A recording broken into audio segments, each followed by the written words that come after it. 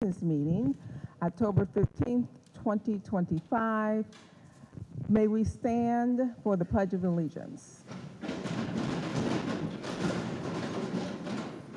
I pledge allegiance to the flag of the United States of America and to the republic for which it stands, one nation, under God, indivisible, with liberty and justice for all.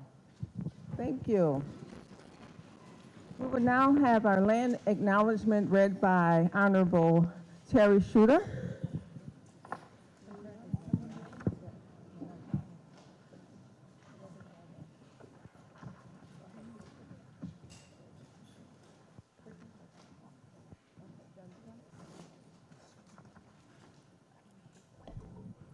Honorable Jennifer McCosey.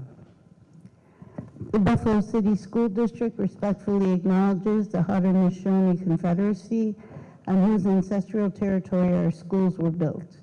We honor and pay tribute to the indigenous ancestors of the land we use. We acknowledge the historic intergenerational traumas they have endured and offer hope and opportunities for healing and reconciliation as we go forward together. One key Haudenosaunee principle is to live in peace and harmony with each other and the natural world. All life should be respected and cared for because what happens to one living thing affects all living things. We are grateful for the abundant natural resources in this land of the Haudenosaunee people and for all who work to protect these resources. We acknowledge the Haudenosaunee people as the past, present, and future caretakers of this land and water, and we are grateful for the opportunity to live, work, and educate our children on this ancestral land. Thank you. We will now have our guardrails for Board of Education read by Honorable Paulette Woods. As the Buffalo Board of Education has committed to becoming a board focused on improving student outcomes, we recognize that our adult behaviors must change to uphold this commitment. We've given the superintendent specific guidelines that protect the values of our community, and we understand the need to establish guidelines as well as a board. The board shall operate within the board's role as defined in board policy 1110, 1310, and the board's current operating procedures, specifically as defined in board policy 1311 and policy 6910. The board, either collectively or through the action of individual board members, guardrail 1, we shall not invest less than 50% of our time in its minutes each month in monitoring student outcomes. Guardrail 2, we shall not perform or appear to perform any of the responsibilities that are delegated to the superintendent. Guardrail 3, we shall not violate any board-adopted policy or district procedure. And guardrail 4, we shall not behave in a manner that would violate the student code of conduct. That's our guardrails. Thank you. The board held an executive session to discuss a proposed settlement agreement regarding litigation brought in state Supreme Court under index number 817177-2021. Number 2, matters related to employment history and potential employment and appointment, discipline, and or dismissal of specific district employees. And number 3, for the purpose of receiving legal advice. No official action was taken. Now we will have board recognition, Dr. Mufinga.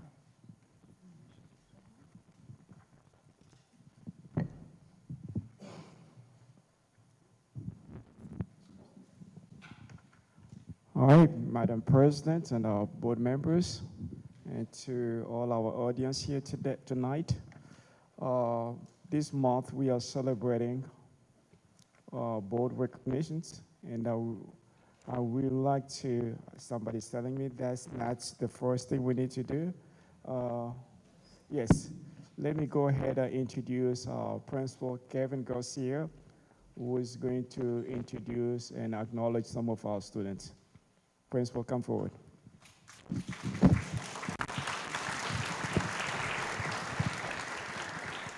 Thank you, ladies and gentlemen. My name is Kevin Garcia, and I've had the privilege of working with these wonderful people in this amazing school community for the last 8 years. At this time, there's a few folks that I want to recognize.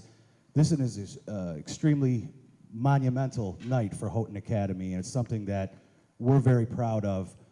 We had a number of student ambassadors from our National Junior Honor Society that were here today, and I ask that if those folks are still here, that you please stand and be recognized by our audience today. Let's give them a round of applause.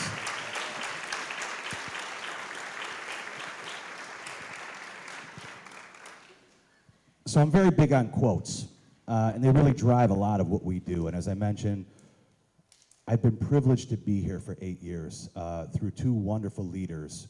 And when folks leave the school community sometimes, they leave a legacy behind. But that legacy, it lives on our children. It lives on the accomplishments of our students. And as they go through, they become achievers, they become leaders, and they change our world. We're so proud of them.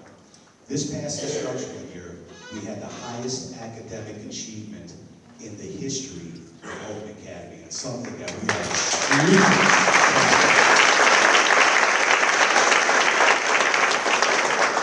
With that, I told my family, nobody likes a one-hit wonder. So we gotta do it again.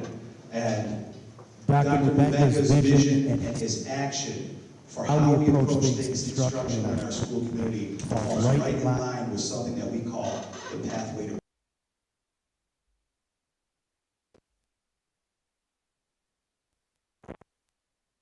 state for there's a few record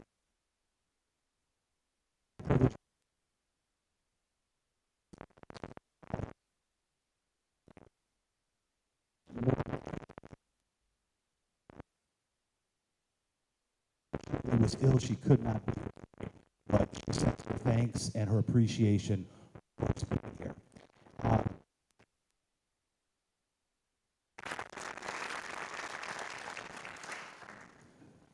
Some of our staff that have moved on and that have retired and they're enjoying their best days are here with us. And as I call you folks, I'm just going to ask that you please stand, and I ask that audience, you please hold your applause until the end, because I have something to say about each and every one of these folks. I first want to start with Ms. Rose Schneider. Ms. Rose Schneider, if you could stand at this time. I had the opportunity to work with Rose for the last 4 years prior to retirement as the principal at Houghton Academy.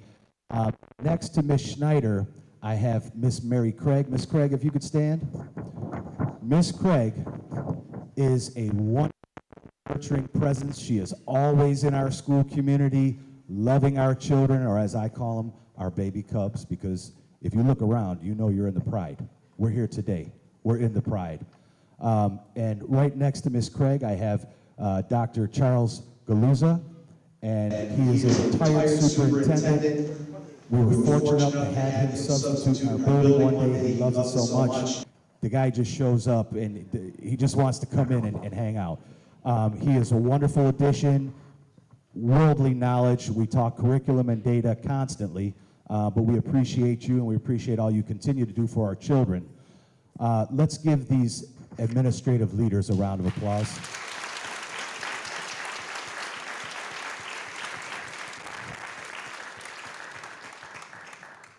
My next couple folks are retired teachers, and they were here long before I was, and I learned a lot from them. And it was a really unprecedented time at Houghton.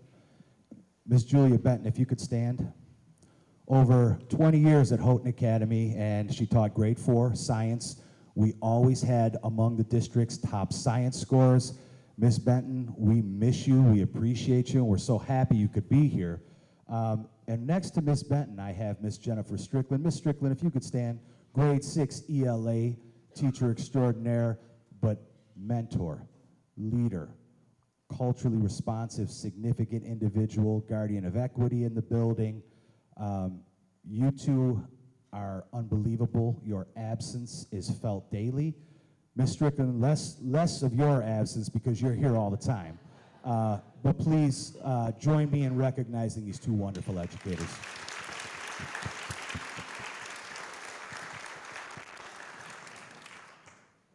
Honorable one, if you could please stand. So, I am the only principal in New York State that could say I have the wonderful New York Regent on my staff as my grade 7 and 8 math teacher. Mr. Wiley, you're like my brother. You're an amazing individual. You're a gifted teacher. You make a difference for kids. You really make Houghton Academy what it is. I'm getting 3 more years out of you, so tell your people to stay. Okay, you're good. But please know we all appreciate you and everything that you do every day. Let's give Mr. Wiley a round of applause.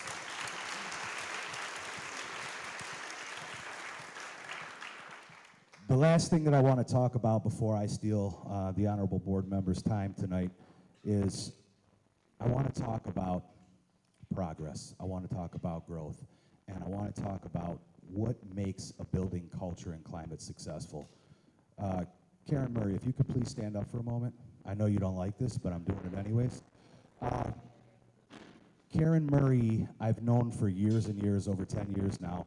She has served as the Associate Superintendent of School Leadership for Houghton Academy, and our success would not be possible without her guidance, without her support, and without her being able to levy the resources that help our teachers meet our children where they are. Please give Miss Murray a round of applause.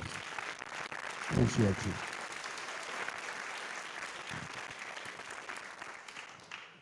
And now my family.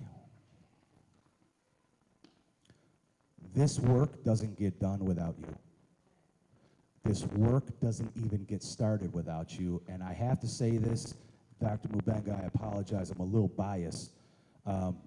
We have the best staff in the city of Buffalo. I am proud to work with you. I am proud to work for you. And I want to acknowledge our greatest days are still ahead. We had that great year last year. Family, keep making a difference for kids every day, because what we do echoes in eternity through our children. And I'm big on sayings. If you want to go fast, go alone. If you want to go far, go together. Everything we do is together. Please know, I appreciate you. Thank you.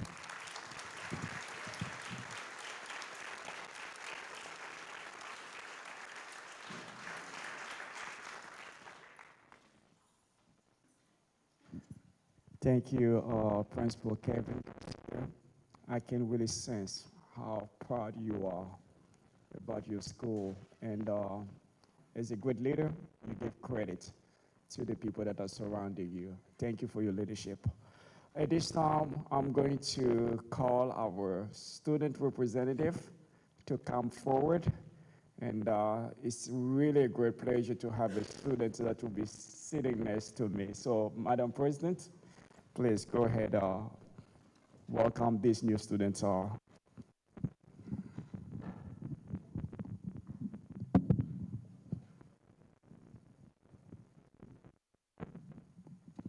get the honor. So repeat after me. This is your oath of office. I, Iman Khan, do solemnly swear that I will support the Constitution of the State of New York and that I will faithfully discharge the duties of the office of student representative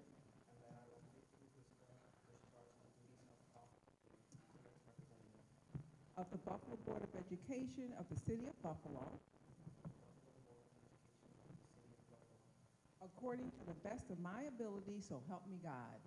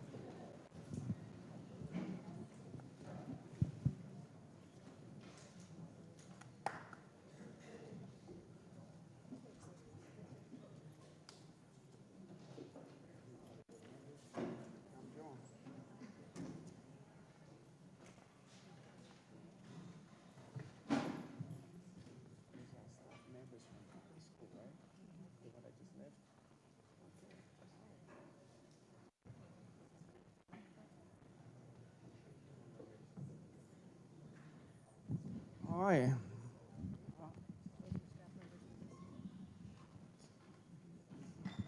All right. So, again, as I said earlier, so delighted to have our student here. We're presenting all the voices of our 30,000 students that we have in the district. At this time, I'm going to call ASL Charlene Watson to come forward.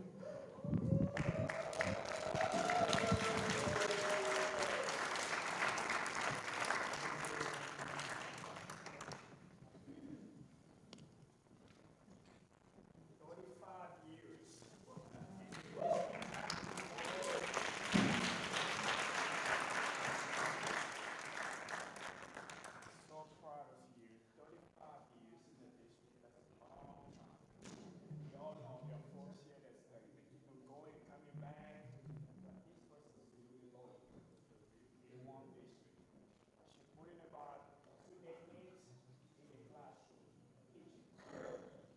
I cannot imagine if she's going to any stores, the people that she was able to impact. Then she got to the school level leadership, and then only recently, in 2022, she was able to join this particular role. Thank you so much for all you've done, building the capacity of our schools, our leaders. You're only going home for a short time. With us, we will give you a call. Thank you, and enjoy your retirement. She's still gonna stay.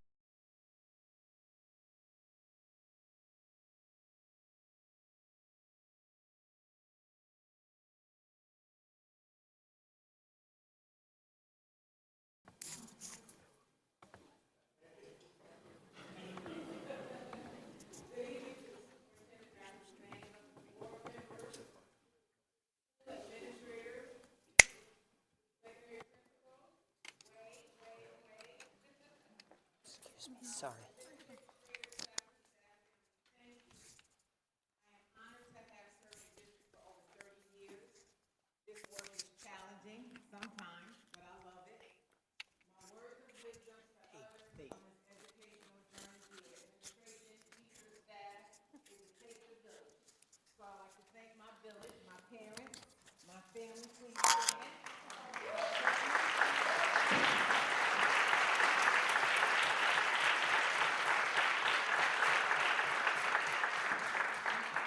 Over here, wave.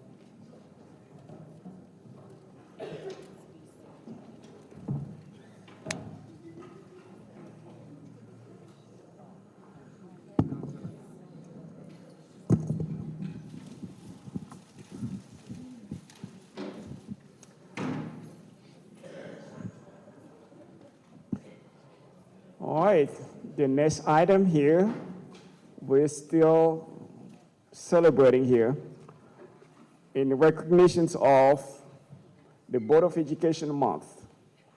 I would like to say this to our board members. First of all, thank you for bringing me on board. And I want to thank them for all the work that they've been able to do for our district. A lot of times, folks do not know what board members do. They write the policy, they guide our work, and they make sure that we have resources available to move our schools and our district forward. For that reason, board members, I just wanted to say thank you for all you do for our 30,000 students and also the 7,000 employees that we have. Just as a token of appreciation, we have a t-shirt, a sweater here that we're giving each one of you. In case you did not acknowledge that, you're probably sitting on it or it's behind you. So just a token to say thank you for all you do. Let's give them a hand.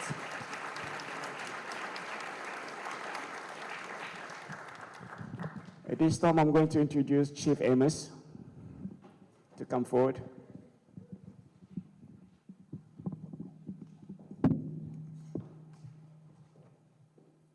Good evening. Good evening, honorable board members and Superintendent Mubanga.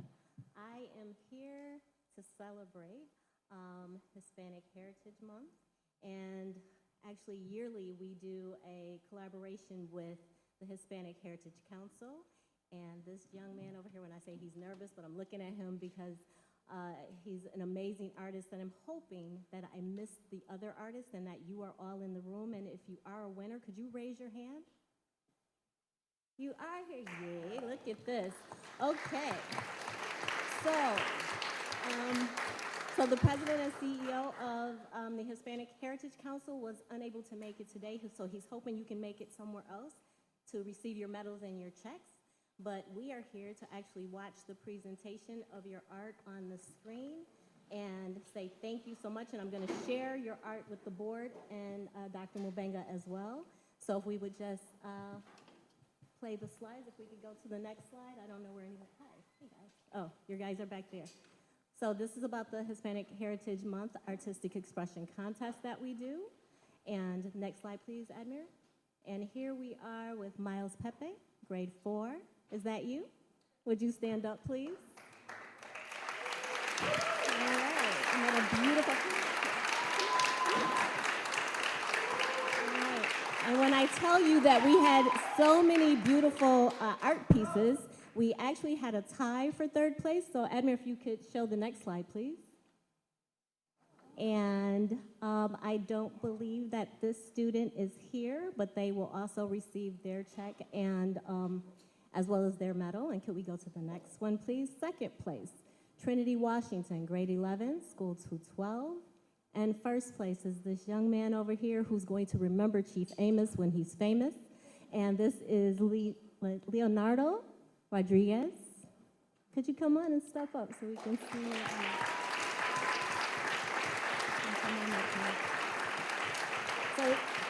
So generally, like I said, you guys are presented with medals, but that won't happen today. But we thank you, and your talent is going to carry you far. And I'm sure that the board and the superintendent appreciate you. So I'll be back to talk to you after I get back, okay? Thank you so much.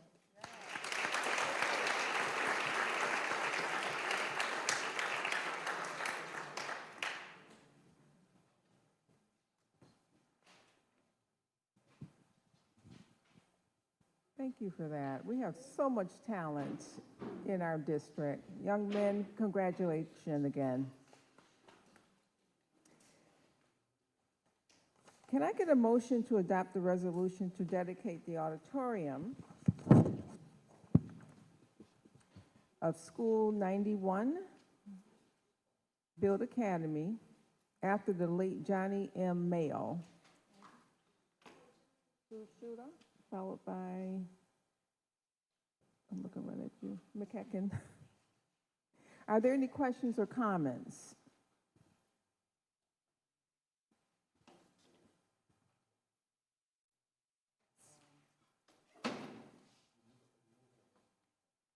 Yeah, we're moving this resolution.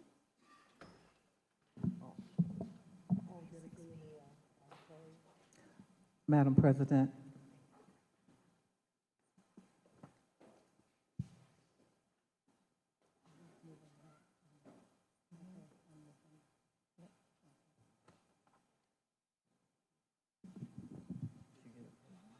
Yes, ma'am.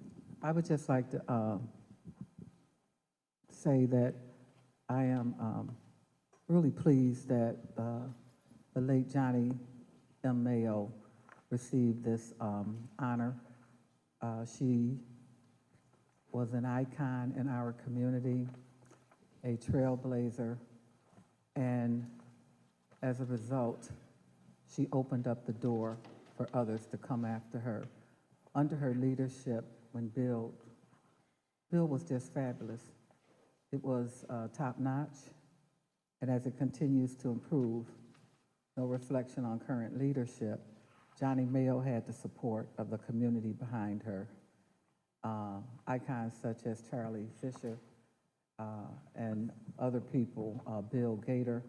It was just a fantastic time in the history of the city of Buffalo, and I just wanted to say, go on record to say that I appreciate her legacy, and I'm grateful to her for the work that she did during her lifetime. Thank you. Thank you. Honorable.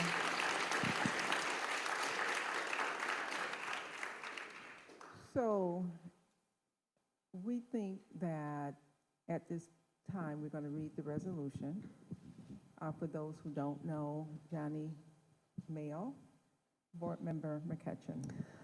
Whereas it is requested by Build Community School, Public School 92, the family of Miss Johnny M. Mayo, and community members of the City of Buffalo, that the late Johnny M. Mayo be honored by dedicating and renaming the auditorium of Build Community School in her honor. And whereas the communities, or the school community of Build Community School, PS 92, under Board Policy 5110, has followed and met the required criteria and all required guidelines pertaining to petitioning, public notification, and community meetings. And whereas Mrs. Johnny M. Mayo became principal of the Build Academy in 1970, where under her leadership, Build Academy was the first to provide full-day kindergarten, offer free breakfast, offer on-site dental services, offer on-site mental health professionals, an honors program for students of advanced academic proficiency, provide foreign language classes at the elementary level, and whereas Mrs. Johnny M. Mayo, in partnership with Buffalo State College, launched a career ladder program for parents who had been classroom aides, the opportunity to earn professional certification as teacher assistants, with some parents pursuing college degrees. And whereas Mrs. Johnny M. Mayo in 1983 served as a project consultant for the U.S. Department of Education, and whereas Mrs. Johnny M. Mayo in 1985 was one of 4 and the only female to be appointed by the Buffalo Board of Education to the position of supervising principal, and whereas Mrs. Johnny M. Mayo in 1990, she became the first African American female to be promoted to the rank of assistant superintendent for elementary education. And whereas Mrs. Johnny M. Mayo was a long-standing member of the Lutheran Church of Our Savior for 65 years, where she served her church community as the 50th and 60th Anniversary Committee Chair, Board of the Christian Education Chair, Pauline Long Scholarship Chair, and Pastoral Call Committee. And whereas Ms. Johnny M. Mayo was an active participant of Read Across America in the Western New York area and served her community through several community organizations. And whereas Mrs. Johnny M. Mayo was a member of Alpha Kappa Alpha Sorority Incorporated, Gamma Phi Omega chapter, leading through various positions. And whereas Mrs. Johnny M. Mayo was a platinum member of the Buffalo, New York chapter of the Lynx Incorporated with over 50 years of service and held multiple leadership positions during her tenure, serving as president, vice president, recording secretary, and chairman of the Services to Youth Facet. And therefore, be it resolved that the Buffalo Board of Education, based on the recommendation of the Build Community School, family of Mrs. Johnny M. Mayo, the community, and students positively influenced and supported by the service of the late Mrs. Johnny M. Mayo, respectfully approves the dedication of the Build Community School Auditorium to the Johnny M. Mayo Memorial Auditorium.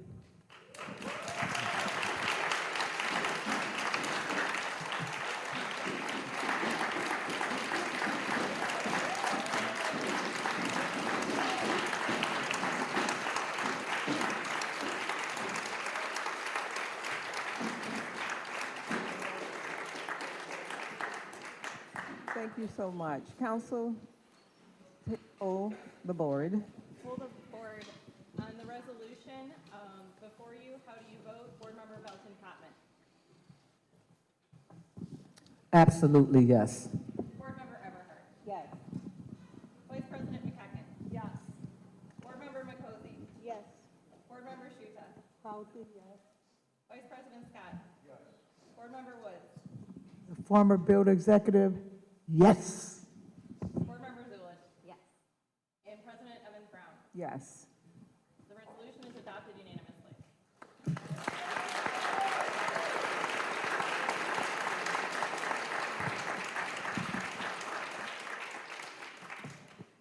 Okay, thank you for that. At this time, the board welcomes speakers who have signed up to speak at tonight's meeting.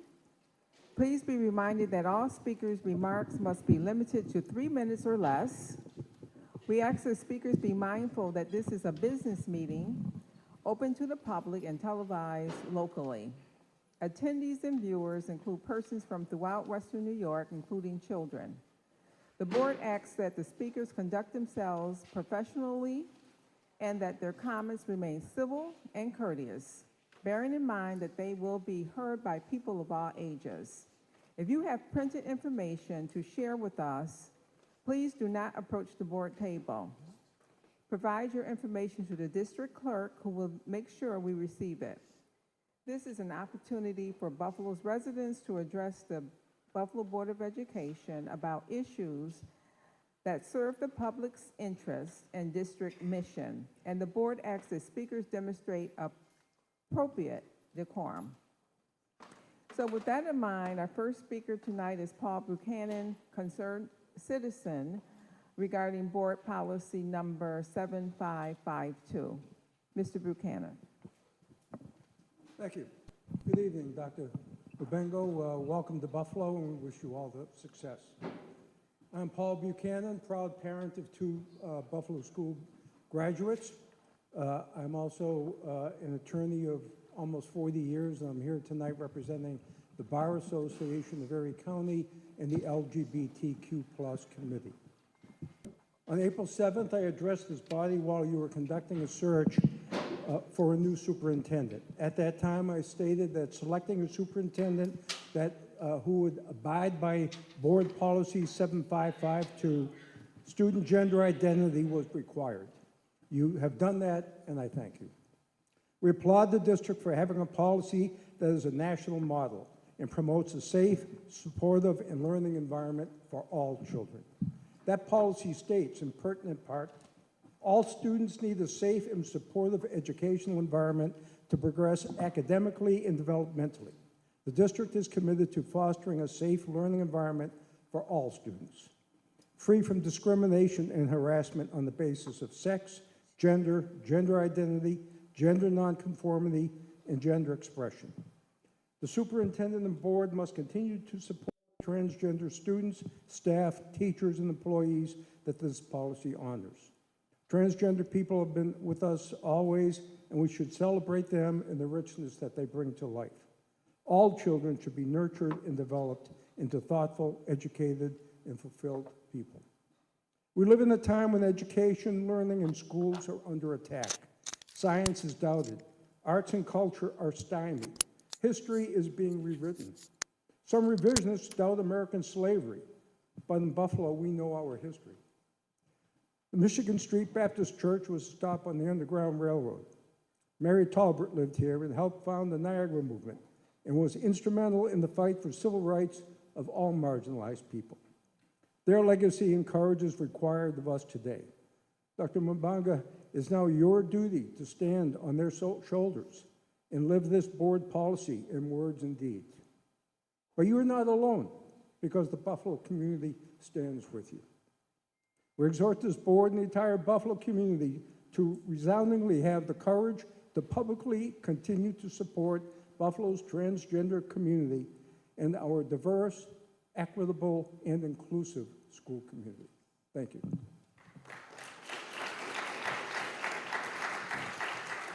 Thank you. Our next speaker is Parbon Kundu, student regarding badminton.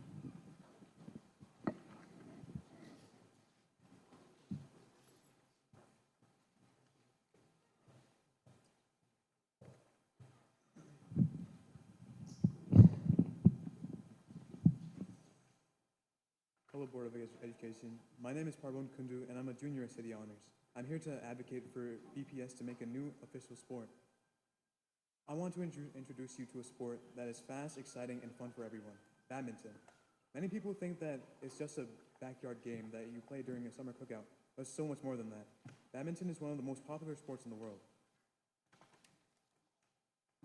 Played seriously, like in countries such as China, India, Indonesia, and Denmark, is an Olympic sport and with many professional leagues and world tournaments watched by millions. What makes badminton great is how easy and accessible it is. You don't need a full field, expensive gear, or years of training to get it started. All it needs is a net, a shuttle, and a racket. You can play indoors or outdoors, alone or with friends, competitively or just for fun. It's the kind of sport that brings people together, no matter their age or experience. Badminton helps improve reflexes, coordination, endurance, and focus. But it's also a sport that builds teamwork and communication. It's perfect for students who may not feel comfortable in contact sports such as football or basketball, but still want to be active and competitive. Adding badminton to our schools will give us more students the chance to stay active and involved in something they truly enjoy.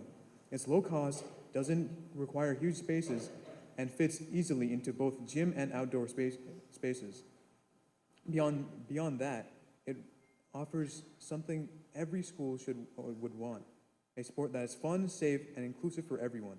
By making badminton a part of our school programs, we are not just introducing another sport. We're creating a space where more students can find the confidence to build friendships and discover a lifelong hobby that connects both people across the world and friends. All right, thank you. Thank you. Our next speaker, Debagdita Deb. If I mispronounce your name, please correct me once you get to the podium. A student who is talking about badminton as well.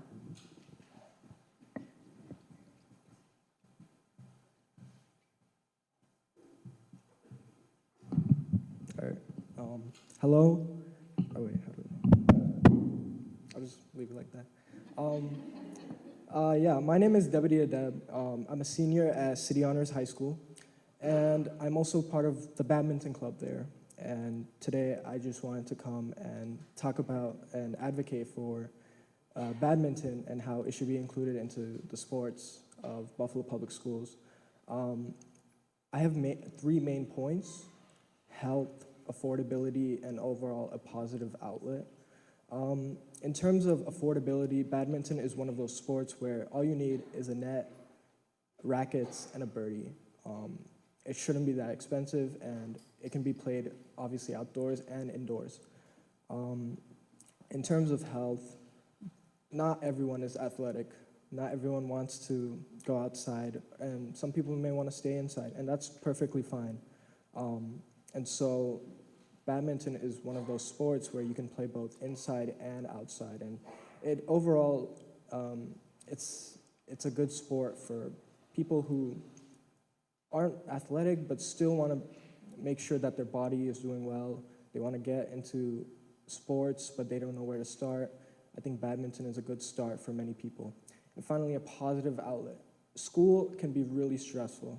I know myself because I'm a student. There's tests, assignments, homework, all that stuff. And so many people, they want a way to just relax and get away from all that stuff, and that's perfectly fine. I guess in my generation, we love to play video games, watch TV, all that stuff, but not many people realize that we also have people who love going outside, doing sports, and so badminton, including it as a sport, will allow for more people, more students especially, to be involved in sports. Not everyone is good at running, not everyone is good at jumping, and that's perfectly fine. And so I feel like including badminton into the Buffalo Public School system is just perfect for all students. It's a sport that is played in many countries around the world, including the United States, so including badminton would be perfect for many students in Buffalo, New York. All right, thank you. Thank you. Our next speaker is Muhammad. And he's also talking about badminton.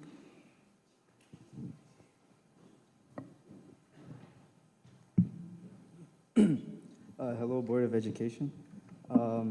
My name is Muhammad Al-Mujahid, and I'm also here from City Honor School to advocate for badminton as a sport. Badminton, like, we have multiple clubs. Every year we meet a few times as a club. However, for us, it's not enough because we're lacking proper coaching equipment and structure. And there are multiple students in our school and across the Buffalo Public School District who love badminton and want it to play more than just occasionally. They also want a chance to train and improve and represent their school in multiple real matches. And also, badminton is not just a simple sport. It has a lot of diversity and is also about the community. And it's also one of the most internationally loved sports across the globe. And it's played in multiple places, including Asia, Africa, Europe, and the Americas. And for many of the Asian community especially, badminton is a part of our culture. And including in our school also celebrates the diversity that it brings. And we are trying to send a message that every culture matters, including within badminton. And it's more than just a game, and it's also a space for everyone to belong, no matter their background or their skill level. Thank you.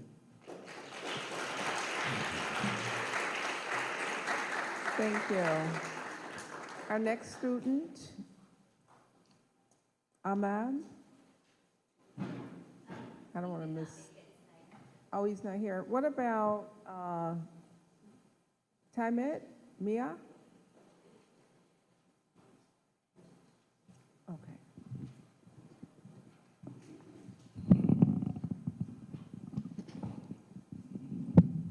Good morning, everyone. Good morning, board members and superintendent. When people hear about adding badminton to schools, some may wonder, where would we play? The good news is we already have the space we need. Tennis courts can easily be turned into badminton courts with just a few changes.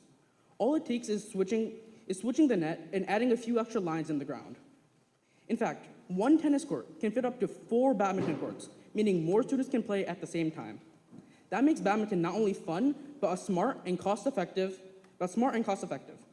There is no need for new facilities or expensive equipment. The gear is lightweight, affordable, and easy to store. Schools can use existing spaces more efficiently to create more opportunities for students to be active. And this isn't the first time this idea has come up. This is the second year that students have spoken on and pushed for bringing badminton to BPS schools. The fact that this effort has continued shows that shows how strong the intention really is. The first year brought awareness. This year, we're taking action.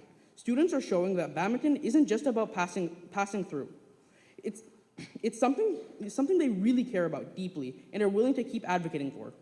Each year, more students join and more voices speak up, proving that badminton deserves a lasting place in our schools. And the interest is already here. Across BPS, students from all cultures and grade levels are eager to play. You'll see students from across different backgrounds bring their own rackets, setting up games in gyms, and inviting others to join. Badminton has become a way for students to socialize, relieve stress, and stay healthy. By using tennis courts for badminton, we'd be giving students a chance to enjoy the best of both worlds, keeping our facilities busy and offering a sport that is inclusive, safe, and enjoyable. This isn't just about adding another sport. It's about recognizing student passion, celebrating diversity, and creating a stronger and more connected school community. Badminton is more than a game. It's a step toward giving every student a chance to compete, belong, and shine. Thank you for all your attention. Goodbye, and have a good evening.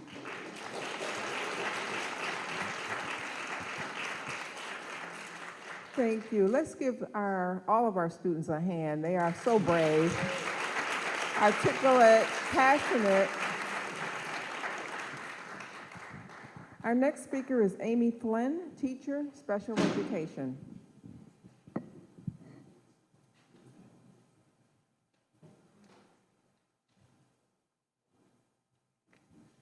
Good evening. I'm Amy Flynn from School 302 Emerson, and I'm here to say our students need a safe, proper educational environment in the district.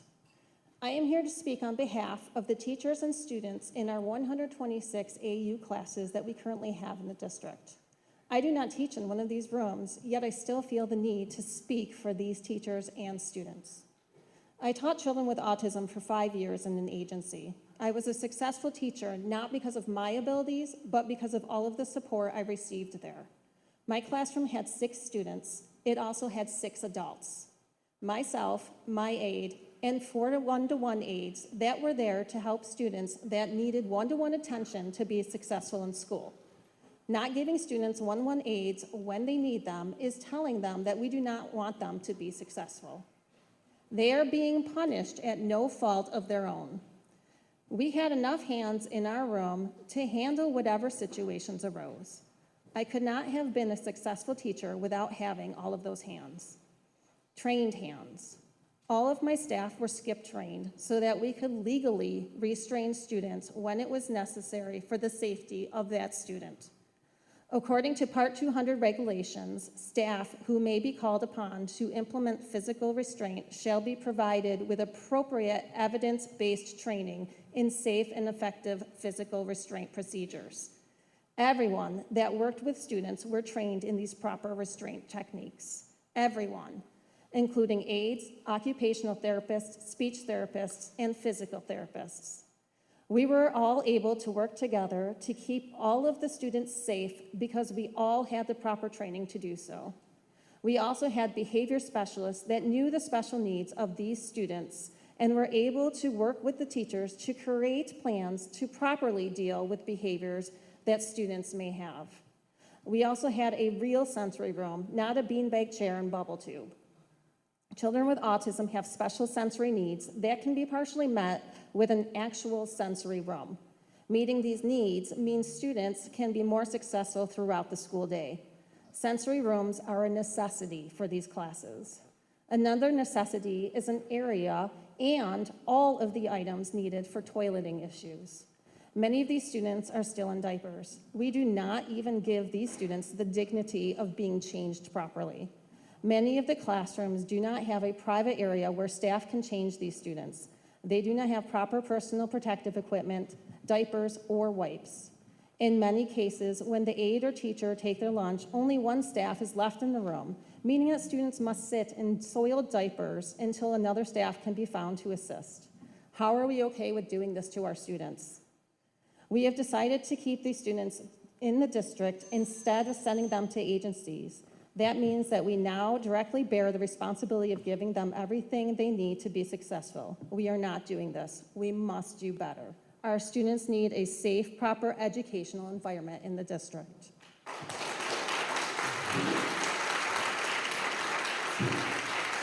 Thank you, Ms. Flynn. Our next speaker is Jessica Bauer-Walker, parent, regarding solutions, not suspensions. Dr. Evans-Brown, we have a student who has to leave for work. Could I respectfully request that he switch places with me on the speakers list? Just swap our order? Yeah, absolutely. Thank you so much. Say your name, sir. Desire. Desire. Hey, Desire. Hi. Good evening, everyone. My name is Desire Mahiri, and I'm a senior at Riverside High School and a youth community health worker with Connect program. I've seen how suspensions affect students, not just in school, but in how they see themselves. When students get suspended, it doesn't always fix the problem. It can make them feel left out, unheard, and disconnected from school. I've seen how students who are left behind and suspended without a chance to share their feelings. My friend Julius used to get into trouble at Riverside and got suspended many times. We learned about restorative practices and know now rights as a youth community health workers, and we were able to advocate for ourselves and make better decisions. Now my friend's a new human. That's why I believe we need more positive ways to support students, like mentorship, counseling, and spaces where they can talk about what's really going on. Programs like Connect have shown me how powerful it is when a student has someone who listens, guides, and believes in them. When we choose understanding over punishment, we help students stay on track, feel valued, reach their full potential, and give students hope. And that hope can change everything. Thank you for listening. Thank you. Don't work too hard. Our next speaker is Adalia Kashindi. Solutions, not suspensions. A student. Well, we got a lot of voices in here today from these students.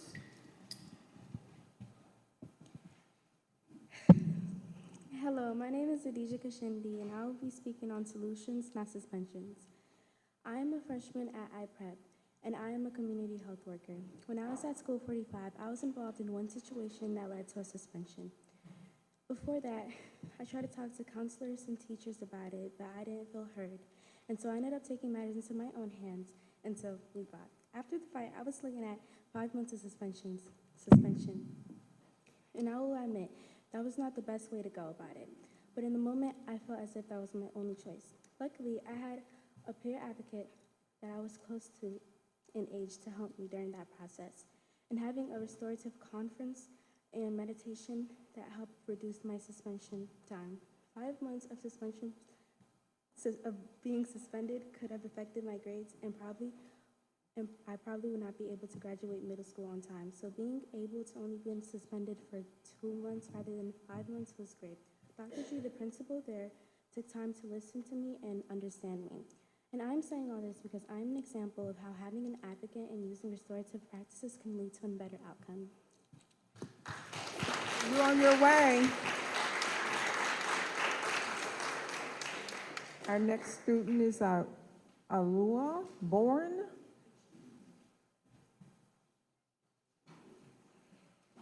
Solutions, not suspension. Hello, my name is Alua Bohm. I'm a sophomore at Olmsted. And I chose this topic because Buffalo Public School actually has the highest long suspension rate in the whole entire state. So especially coming from my own experience, being suspended is actually the feeling is very dehumanizing, coming back to school, behind in all your classes, just being behind not only socially, but education-wise as well. And I'm not asking for you guys to be lenient with the suspensions, but I ask that you guys look into the root problems and not just go straight to suspensions. If a kid's not showing up at school, why should we suspend them and take away more learning time? For example, if a school is coming to school late every single day, maybe we should make them stay longer after school so they can get more learning time instead of just taking days of learning time away from them. Yeah, thank you, that's it. Thank you. All right, our next speaker is a student as well. I'm not even going to try to pronounce the name, but the last name is Bolt. There you go. Can then pronounce your name for us. My name is Quanan Delph. Quanan. Okay, thank you. Good evening, Board of Members and Superintendent. My name is Quanan Delph, and I'm a junior at Burgard High School, and I'm also a youth community health worker. And my topic today is solution to suspensions. I've been suspended in the past for being impulsive and making poor choice. And my solution to suspensions is my principal had me sit down with the person I got into a fight with in a supervised room, so me and him state our reasons on why we got into this altercation, so we could both learn and grow and not hate each other at the bare minimum. And we need opportunities like this so students don't miss school and continue to work through problems with their peers. And this is my alternative to suspensions. Thank you all for letting me voice my issue. Thank you.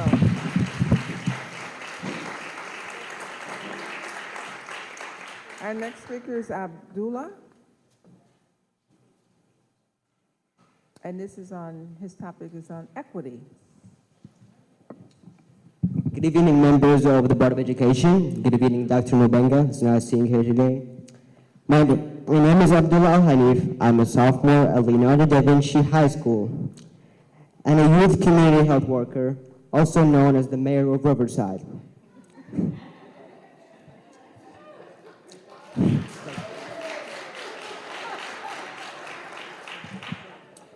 Because I'm involved in helping my community and classmates at Riverside.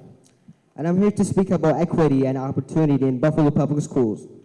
I began my journey a year ago last year at Riverside High School when I was a freshman, one of Buffalo's community schools. I loved my school, my teachers, and my classmates, but Riverside did not offer the classes I needed to reach my goals. To continue challenging myself and preparing for my future, I had to leave my neighborhood and moved to Leonardo da Vinci High School, which is really far from me. That move gave me access to better opportunities, college-level resources, and stronger academic programs, and more advanced courses. But not every student can make that move.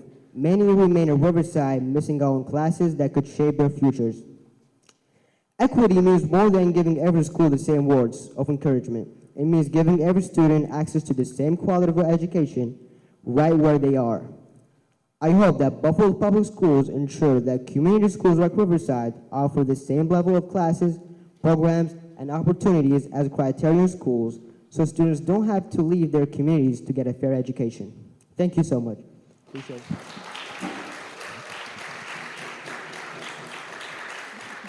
Thank you. Our next speaker is Najed Hussan. School renovations.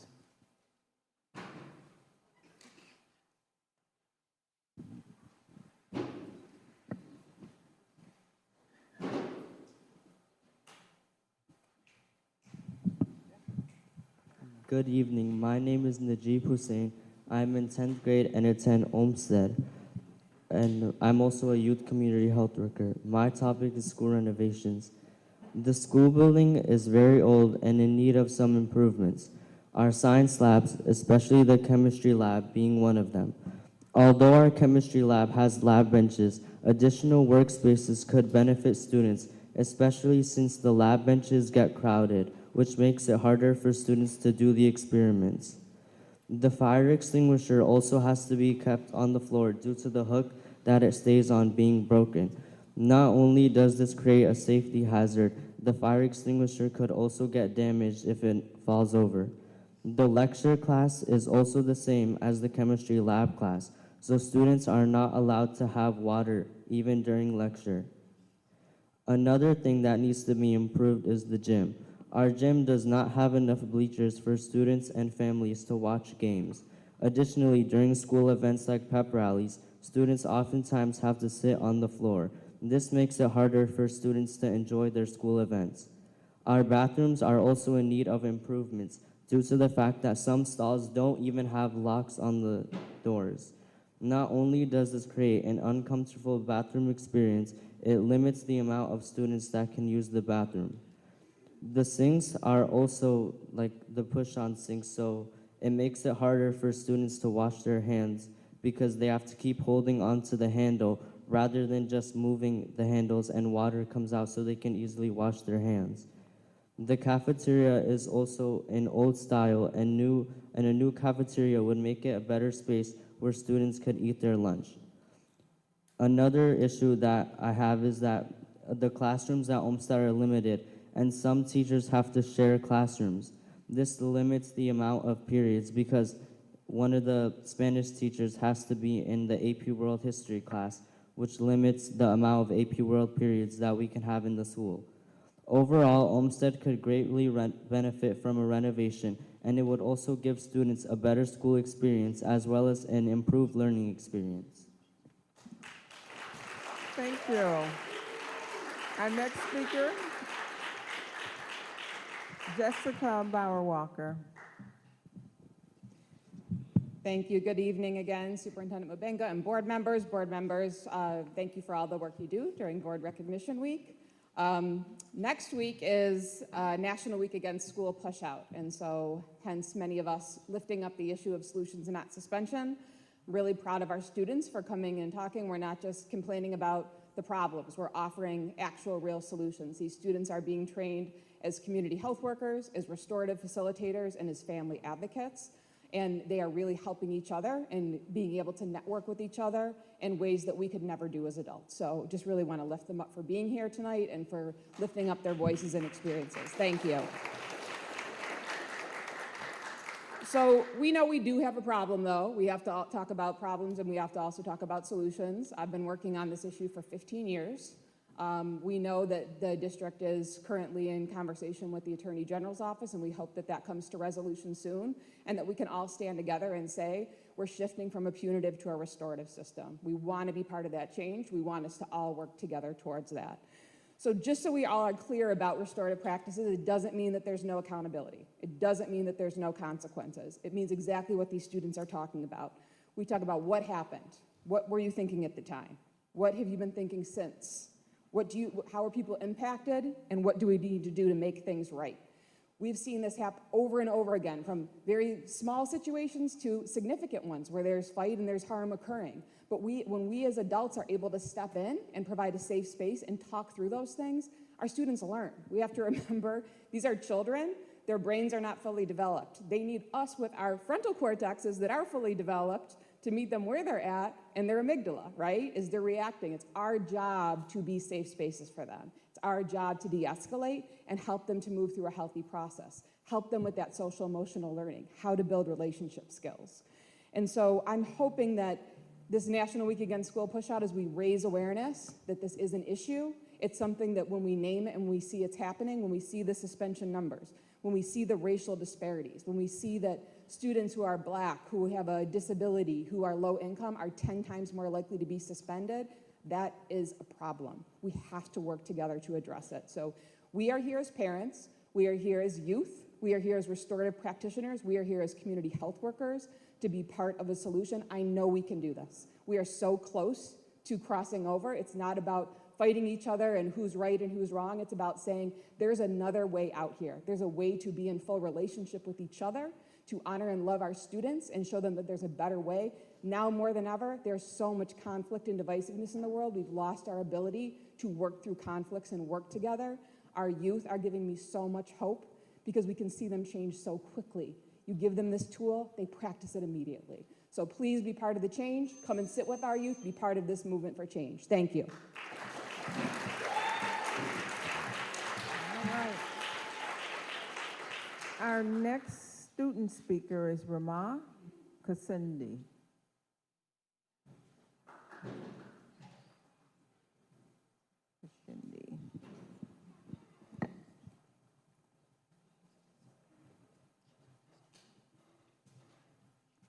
Hi, my name is Rahema Kashindi.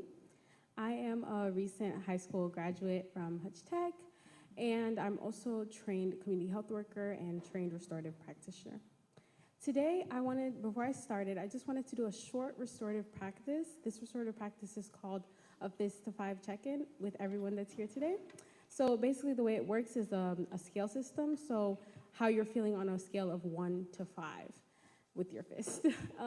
1 being very poor and 5 being very good. So if everyone in the audience and the board members could put their fist up, depending on how they're feeling, from 1 to 5.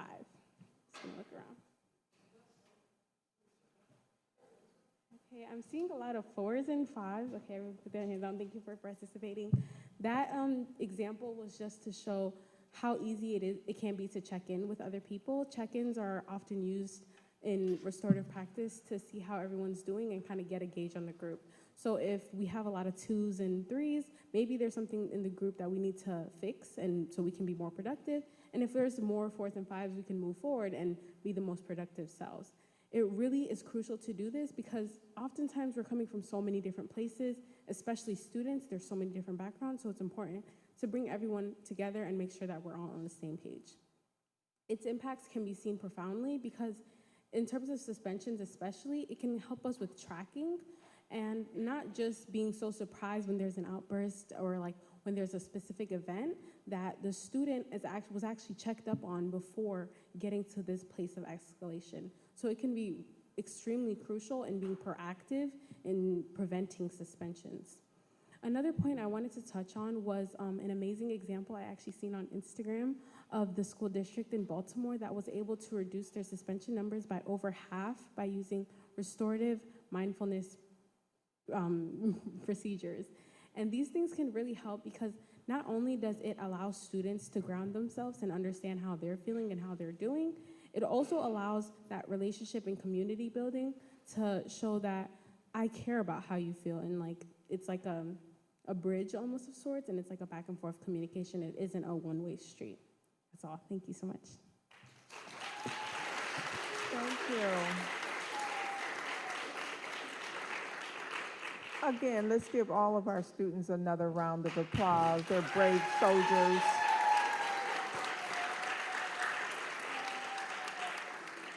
Okay, our next speaker is Christine Pullen, a teacher, regarding placement issues in 811 classrooms. Good evening, honorable board members, and welcome to Buffalo, Dr. Mubanga. In just 4 more years, I will retire from Buffalo Public Schools. At that time, I will have dedicated 30 years to BPS and teaching our special needs children in our self-contained classrooms, specifically at our kindergarten, 1st and 2nd grade levels. 5 years before coming to BPS, I began my career at the Cannellation Center for Preschool Special Education. I feel it's safe to say I've seen it all. With every year and challenging times in these last 30 years, I've met countless challenges in my classroom, but there was nothing that I couldn't overcome or work through. My positive outlook and desire to teach children kept the possibilities endless in my classroom. Until now. My self-contained classroom and over 100 others are now facing something that with 30 years of experience, I will deem as impossible. In late August of 2023, self-contained teachers received an email stating that our 611 classrooms will begin to become an 811 ratio. That's 8 special needs students, 1 teacher, 1 aide. Not long after that, we found out that our classrooms would also be inundated with our level 3 autism students who would typically, but no longer attend, an outside agency due to severity of their needs. Summit, Cannellation, Buffalo Hearing and Speech, for example. Autism students at different classified levels require very different environments to learn and to maximize their quality of life. For example, a level 1 autism student requires some support. Students may struggle with social interactions but can speak and communicate. These students often thrive in gen ed settings.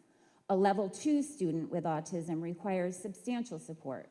Marked deficits in verbal and nonverbal communication, significant social challenges, and repetitive behaviors are more pronounced, and they can be very disruptive. A self-contained classroom environment is essential. Our level 3 autism students require substantial physical and adaptive support. These students have severe difficulty with social interactions and require a high need of supervision and structured support. They require highly specialized learning environment and high reliance on safety and qualified staff to aid with communication, de-escalation, and behavioral outbursts. Our current autism classrooms have all 3 levels of autism in one room. This is a placement nightmare that needs attention immediately. Not only is student placement in a crisis, but we lack the hands to assist these students. Staff and student safety are at significant risk every day.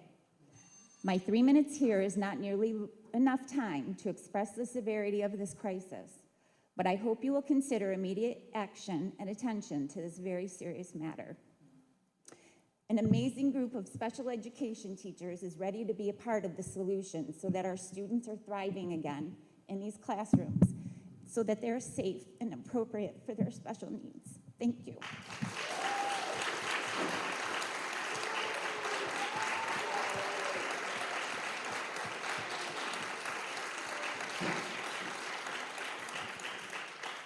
Thank you for that. Our next speaker is Emily Markel, Special Education.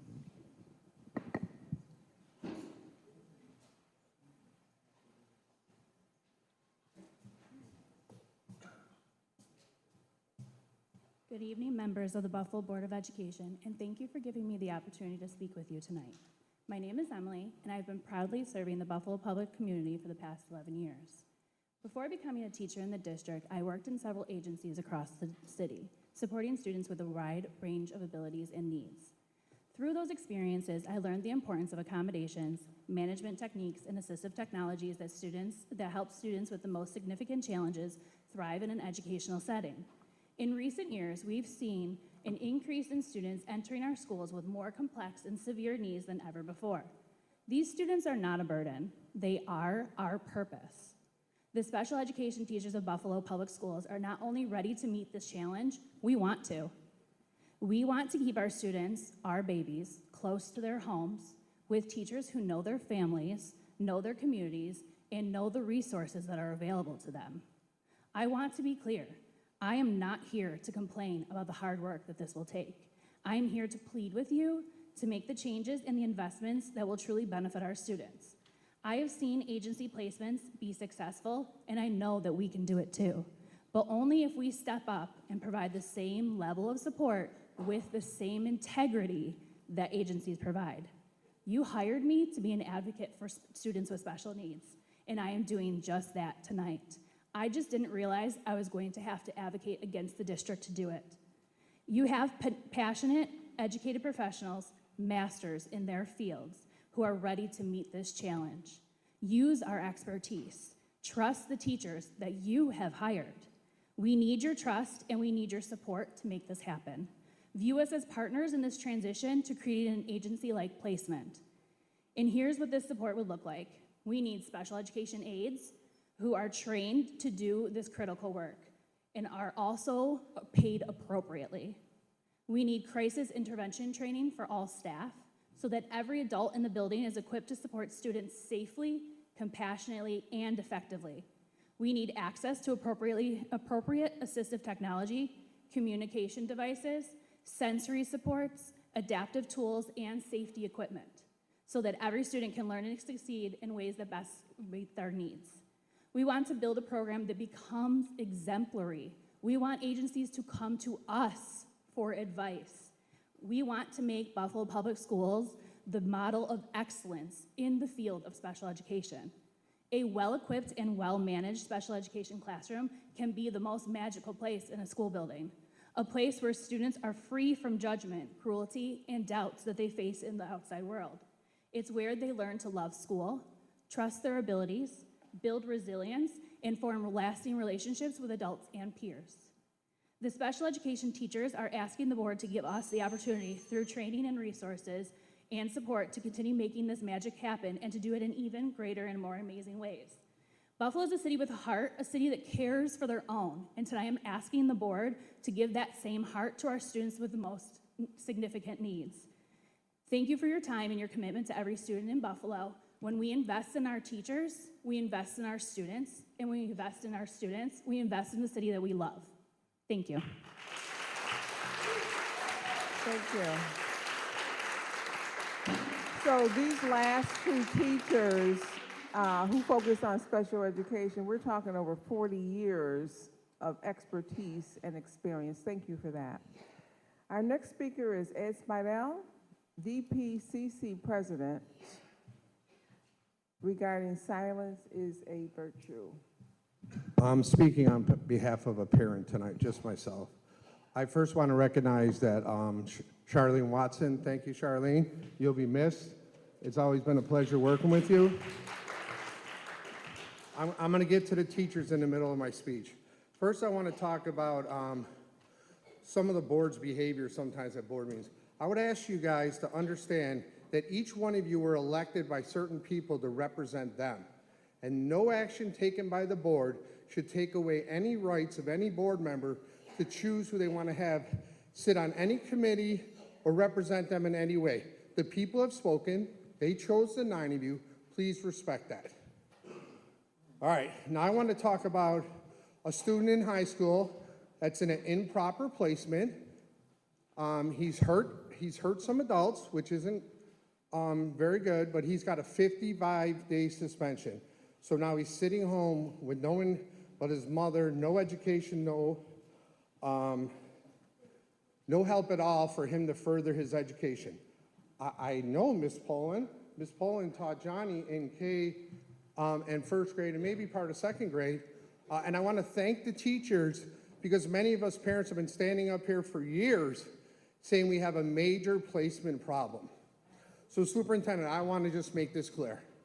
I do not believe you have the leadership in this district to make the proper changes to special ed, and parents are demanding and hoping that you make a major change so we can support our students first, because I'm here for them, and our teachers, because no one wants their teachers hurt. I want to move on to athletics. We have a spectator policy that prohibits students basically from going to sporting events. We can't go. They can't go without a parent. The most ironic thing is health and science students were allowed in without parents when they played, I think it was McKinley a couple weeks ago. I went to a soccer game. We had more security guards at the soccer game than we did fans. We talk about overtime in the budget. Somebody needs to be able to make a decision at an event to ask some of the staff to go home. Every time I mention to the athletic department that we have a problem and we're not following the modified plan, I get a smart remark that says, show me the plan in writing. Superintendent, I'm here to ask you today to have a public meeting and allow Mike House to show you the plan that the modified committee worked on for over 2 years. It's a 10-year plan that brings many sports in and it's phased in. We had $300,000 for modified football that was misappropriated and sent to different departments. We should have 4 teams. Volleyball was supposed to be the next sport. No, baseball and softball. Thank you. One last thing. Parent today didn't get to participate in her son's college financial thing because it was on Teams. We do need Zooms back for the schools. Thank you.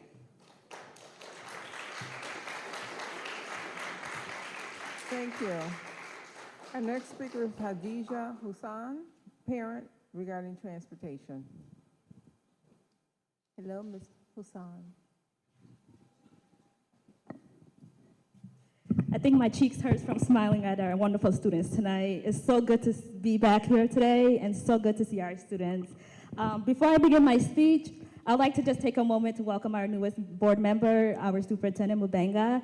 I did a little research about you, and I have to say my hopes are is more than just a feeling. Knowing that someone like you is leading our district gives me real confidence in the direction we're heading. I've heard and learned many good things about your leadership, and I'm truly looking forward to what the future holds with you as our superintendent. Good evening, everyone. My name is Khadija Hussain. I am a parent of 2 kiddos in elementary school, 61 and 32. I am also a parent community health worker. I want to just take a moment to address an issue that deserves more than attention. Is how First Student manages transportation for our families, especially those with disabilities. There's absolutely no reason why a transportation company that serves our children cannot accommodate disabled parents or guardians. We live in a time where accessibility and inclusion are not optional, they are essential, yet we continue to see situations where parents with legitimate medical conditions are told to pretty much just figure it out. That's the vibe I got. When they physically cannot walk a block or two to get their kid off the bus. I understand that smaller buses are often prioritized for children with disability, and that is absolutely the right thing to do. I'm not saying it's not, but inclusion should not stop with the child. If a parent has a disability or a health condition that limits their mobility, there needs to be a flexibility, compassion, and willingness to find alternative arrangements. Accessibility should never be treated as a privilege, it should be a standard. First student must do better. We have the resources, the routes, the responsibility to do right by our families. A simple review of policies, improve communication with families, and small acts of understanding could make a huge difference for our parents who are just trying to make sure that their children is home safely. Now, to share where my frustration is coming from is a personal experience. Last year, I requested that my daughter, who was at the time in kindergarten, to be placed on a smaller bus that could come into our dead-end street and drop her off in front of the home. My request was not out of convenience, but necessity. My work schedule made it difficult for me to be home at drop-off time. My mother, who is my daughter's child care provider, has a chronic medical condition. Her doctor advised that she should not carry more than 10 pounds or be outside in the cold for long periods of time. So we all know sometimes our buses come real late.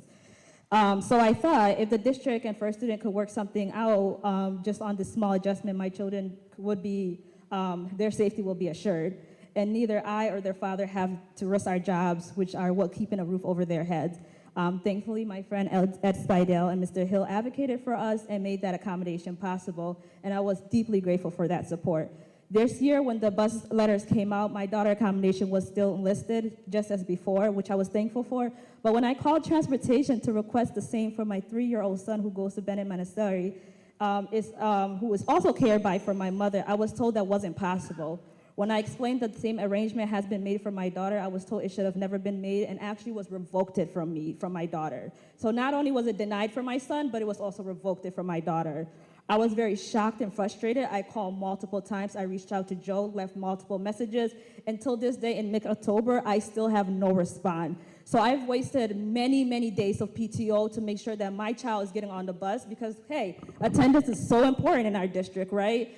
And just so I can get my kids off the bus safely without risking my mother's medical condition, to the point that I'm now out of PTO. So I'm asking different family members and friends to help me get my kids to school and from school because my dad, their father and me schedule does not work with us. So something really, really, really needs to be done about this because it does not stop just at the child. And from my understanding of the mission is children and their families. Thank you. Thank you. Our next speaker is Marlena Fisher, parent, special education.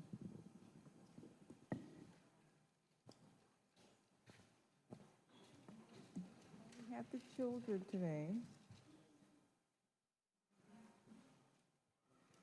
Would it be okay if the children went You want first? them to go first? Okay. We have Marcos.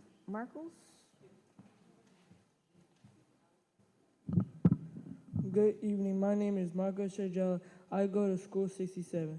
I like School 67 because every Friday, Mr. Zeiss takes students outside to play because they have no missing assignments. I like this to continue because it motivates kids to do their work to play outside. I feel safe at School 67 because there's security on every single floor. And when you feel mad and sad, there's always someone to talk to. Thank you for your time this evening. Have a good night. All right. Antonio? Good evening. My name is Antonio. I go to School 67, and today I'm going to talk about how good and safe Discovery 67 is. There is security in every single floor that helps us and keeps us safe. And to make that sure, the teachers are amazing. They support with things that we need and help on and need to work on. The principal, Mr. Zeiss, and the assistant principal, Mrs. King, they have done a wonderful job by keeping our school safe in every way. The food tastes amazing too and hot. There's a lot of kind students, so is the teachers. When I need help on my work, there is the teacher. No, There is a teacher, Mr. Herberger, to help me on my math and other students. This is how amazing and loving Discovery 67 is. Thank you for your time. Have a good night. Thank you. Alejandro. Good evening. My name is Alejandro. Today I will be talking about school climate of School 67. School 67 is an amazing school. There's always fun activities every month. There's always PTO events. School 67 always do Fun Friday, where the principal plays up and everyone gets up to listen to the music. I feel safe because there's security on every floor. The staff are kind and they make sure you're on track. Thank you for your time. Have a good evening. And we have little Miss Deanna. Good evening. My name is Deanna Ajala. I'm going to talk about school climate. There are students cursing out teachers with the N-word. There's students looking under girls' skirts, making weird gestures, and making girls feel uncomfortable. There's students threatening other students, throwing chairs, and making us feel unsafe when we should not feel unsafe. They say school is a safe place, but I don't feel like this is. And my principal is doing the best she can. She's only one person that could do so much. Yesterday at the town hall, we talked about school safety. Today at school, a boy lost his cool and kicked me, bruising my leg. I don't go to school to be hurt. We need help as students, and our teachers need help. Thank you for your time this evening. Have a wonderful evening.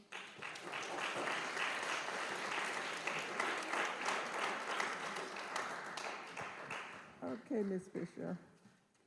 Good evening. Hello, board members and Dr. Mumbenga. My name is Maylena Fisher. I'm a parent and I'm the chair of CPAC. I am deeply concerned about the placement issues that we are seeing so early on in this district with our special education children, placement issues that are causing behavior incidents and abusive behavior towards our students. Staff are being slapped, kicked, a teacher who had bite marks up and down her arms, an SST team who had a child pull their pants down and urinate all over the adults, another child who sent staff to the ER after days of abuse, teachers diapering students when they're not trained to do so. The New York State Board Association reported out of 12,000 polled educators through pre-K through 8th, 65% of them reported being the victim of student aggression. Coupled with this is the trauma it is causing our students, having negative effects on mental and physical health, increased anxiety, depression, and PTSD. Academic consequences can involve poor performance, lower engagement, and increased truancy or dropout rates. Behaviorally, students may become more aggressive, exhibit impulsive behavior, or withdraw completely from social activities. We need boots on the ground help. We need people in these classrooms. We need more aides. I have been to CSE meetings too many times where these services are being denied for our students. We need to stop denying our students, and we need to start helping them. We need to find a way to keep our teachers safe, to keep our SST team safe. Is that skip training? Whatever it is that we need to do, we need to protect students, and we need to protect our teachers. Thank you for your time this evening. Thank you so much. These young people are really growing. All right, our next speaker is Sherry Swenson, teacher, special education issues.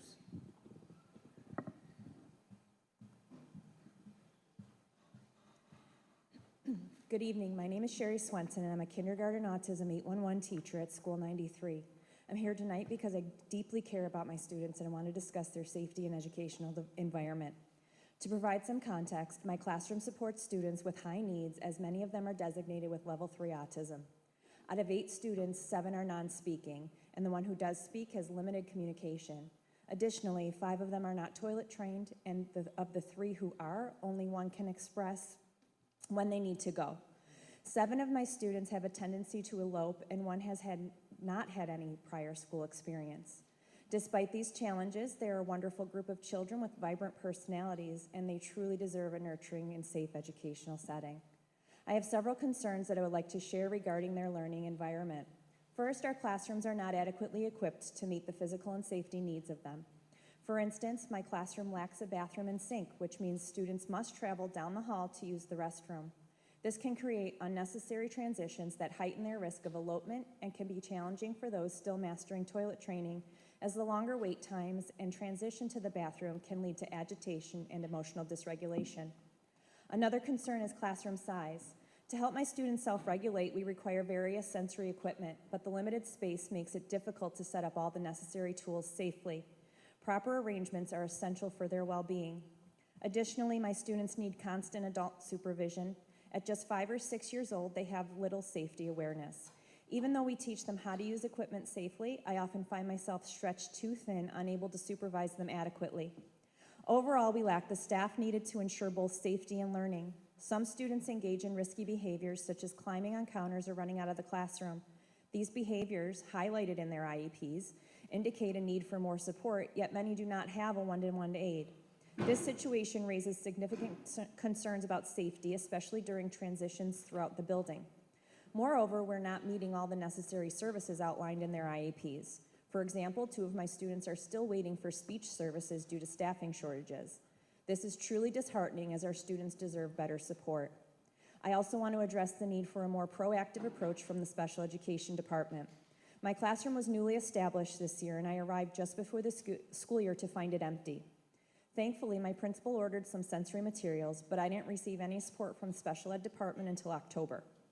I am eager to improve my skills through professional development, but the training offered was limited. While I have been meeting with one of the special ed coaches, I feel that more comprehensive support is necessary. During a recent visit from Dr. Mubanga, I expressed my concerns about being prepared to meet my students' needs despite my nearly 22 years of experience. Our students deserve schools and teachers who are highly trained to help them succeed, and we need more resources and training to provide that.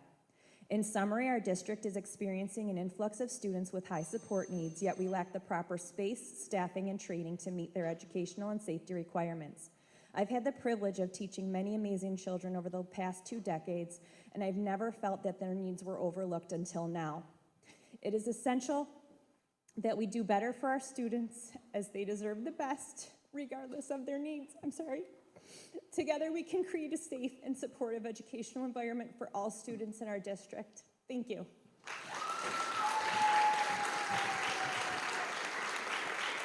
Thank you. Our next speaker is Danielle Guzmala. There she is, parent, regarding parent concerns. Good evening, everyone. Thank you.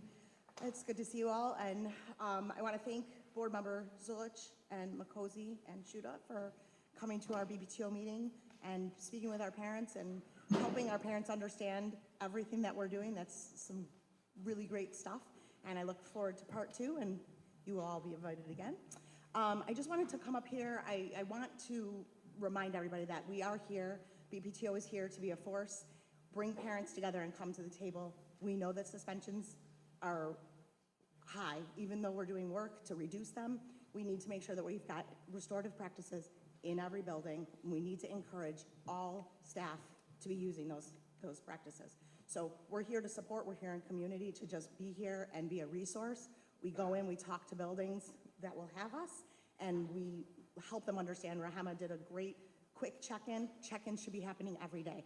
Our kids need the adults in their lives to know that they care about them and that they're in a safe space. So we're here to work together to promote that. I also have some concerns about this weather is changing, and we're getting reports that students are being left outside of school already. It's not even cold yet.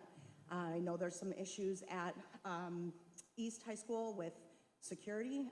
I'm hoping everybody's already aware of that, and we're working for a solution, but breakfast for those kids is at 7:05, and they're not letting them in the building, and they don't get in until their school starts at 7:30 or after. We need to be taking care, and I don't know if it's happening in other buildings. I'm just getting inundated with some East calls. So we need to be looking at that, and as we get into the winter, we need to make sure these buildings are being opened early enough for these kids to get in and get their breakfast, get situated. You know that the transportation is an issue. Kids are getting passed by in the morning and having to catch other buses, so they leave early to be to school early. They need to be let into these buildings. So I'm hoping, whatever, if we need to have a committee, I'm here. We will work together to figure out a solution, but we need to do better for our kids across the board. Thank you very much for your time. Have a great night. Thank you.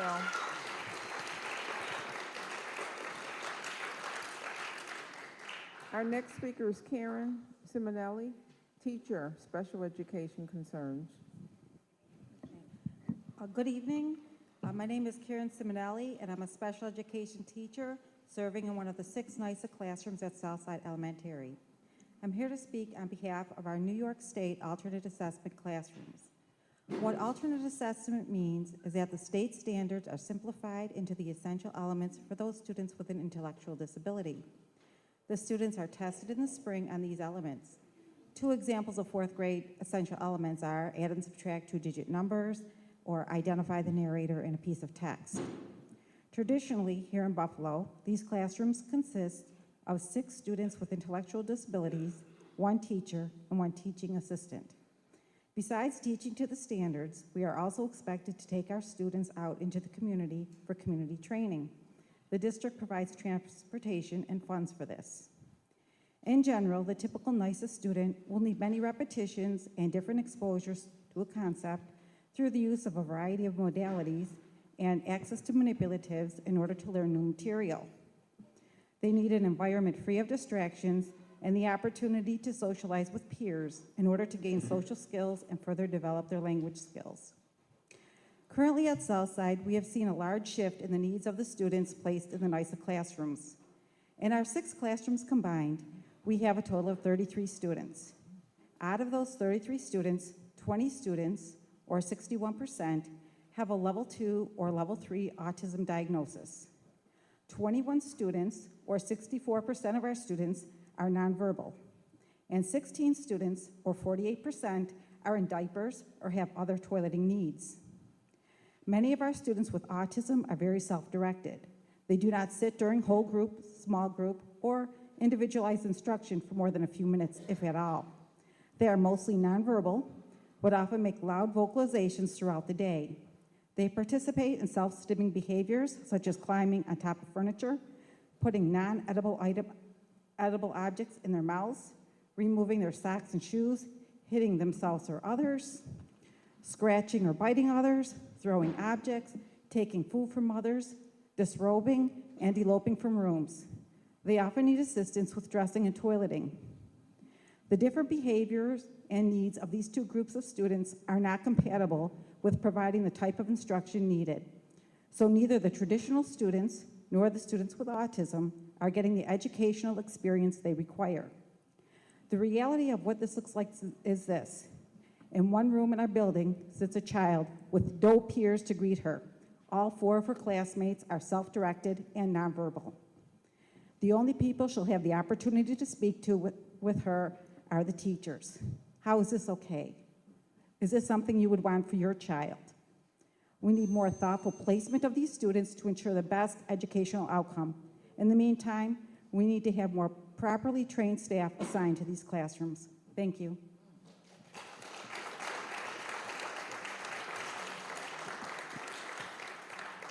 And our last speaker is Hazim, I'm sorry for messing up your name. She's a parent, religious practices in school.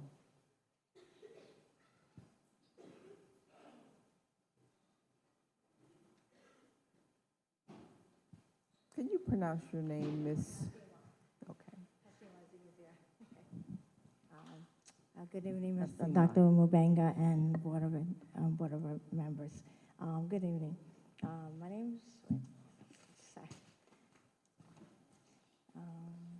name is Asima, and I'm a concerned parent, a parent liaison, a community health worker, and a community member. This will affect, what I'm going to say is it affects middle schooler and high schoolers. So each Friday, many Muslim students have to leave school early or miss part of the afternoon classes in order to attend the congregational prayer that is religiously required for Muslim men and encouraged for all Muslims. This typically occurs around midday between 1 and 2 o'clock p.m. As a result, that these students are either marked absent so that they feel pressure to choose between their education and their faith. So this puts them in a difficult position and can affect both academically performances and their sense of inclusion in the school community.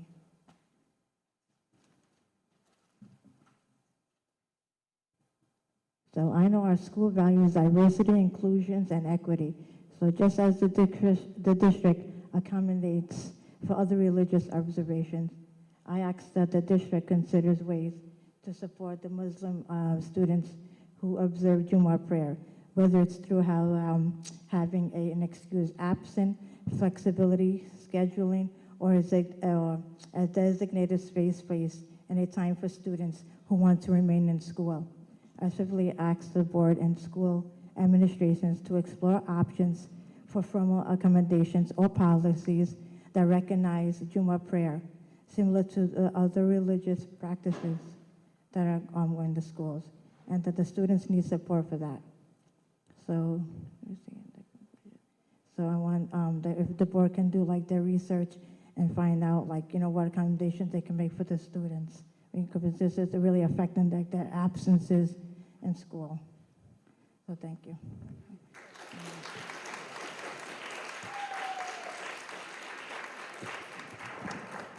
Thank you all the speakers. Now you hear a response by our superintendent. Thank you, Madam President. Thank you to our community advocates, parents, staff, as well as students. I just want to acknowledge all your concerns. And I also want to remind you, I have my cabinet members here. They're taking notes as well. There are two things that I just want to highlight quickly, but I really wanted to make sure that I acknowledge all your concerns. The first one is about special aid. Chief Botticelli and I, we're communicating, we're texting. She's going to reach out to President Nigro. I'm glad to hear that our teachers came here. They say we are the expert. I respect that. She'll be pulling you in collaboration with President Nigro to make sure we're going to sit around the table to be able to come up with solutions. And I hope that I'll be invited to be a part of those conversations as well. So that needs to be done quickly. I know there are going to be some short-term solutions, as you all know, but there are going to be also some long-term solutions when it comes to placement, looking at facility, make sure that we have a proper facility to address the needs of our students. I hope the meeting is going to take place within a week or two, and I hope I'll be a part of that. And thank you. Thanks.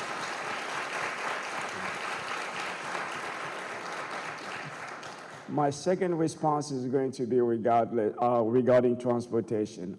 As of today, I think I've visited about 34 schools. It's really sudden when you go to a school that started around 7:40, and then you see a bus stop pulling around 8:30. That's malpractice. That's not right. As much as we're trying to push for student attendance, but we are also responsible for the failure of our student attendance as well. But I just wanted to remind our folks here that BPS does not own any buses. We have a contract with First Student for the past 45 years. It does not mean that we have to start looking at things differently. I was able to assign to our Chief Operating Officer to get back to me by the end of the month. We need to start having serious conversations to see whether or not they have capacity to serve all our students, to get them on time.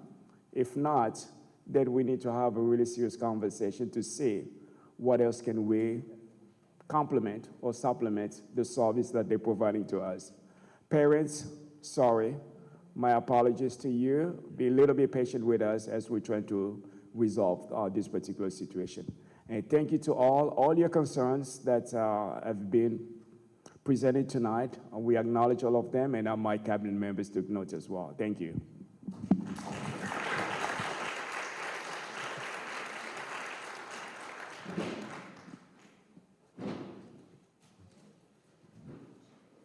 Thank you, students, again. Your voices are important. So here, we don't have a student representative report yet, but we look forward to your reports. You want to say anything? Okay, next month. Okay, you want to? You want to say something? Like what school you go to, what grade you're in.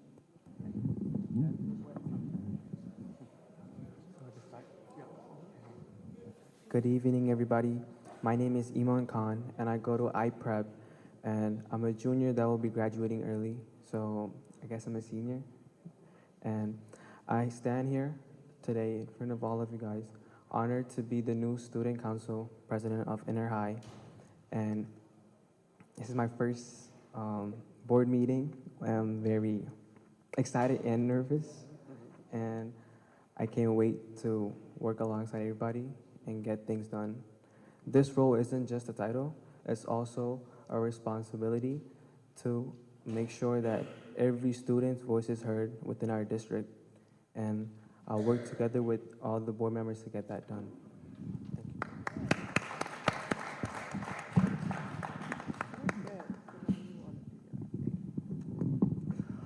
For superintendent updates, without further ado, Chief Botticelli.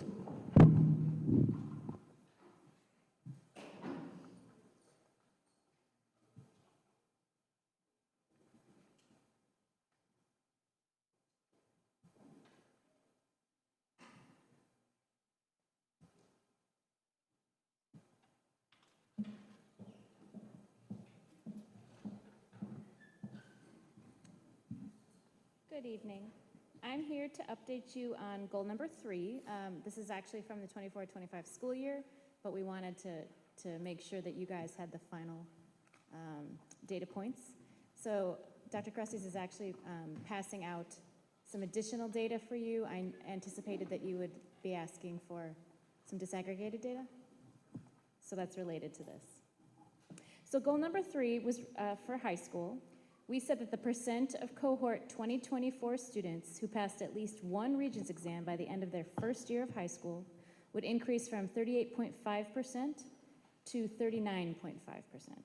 And I'm happy to report that we far exceeded the goal. We had a 48.1% return. So our students were very successful.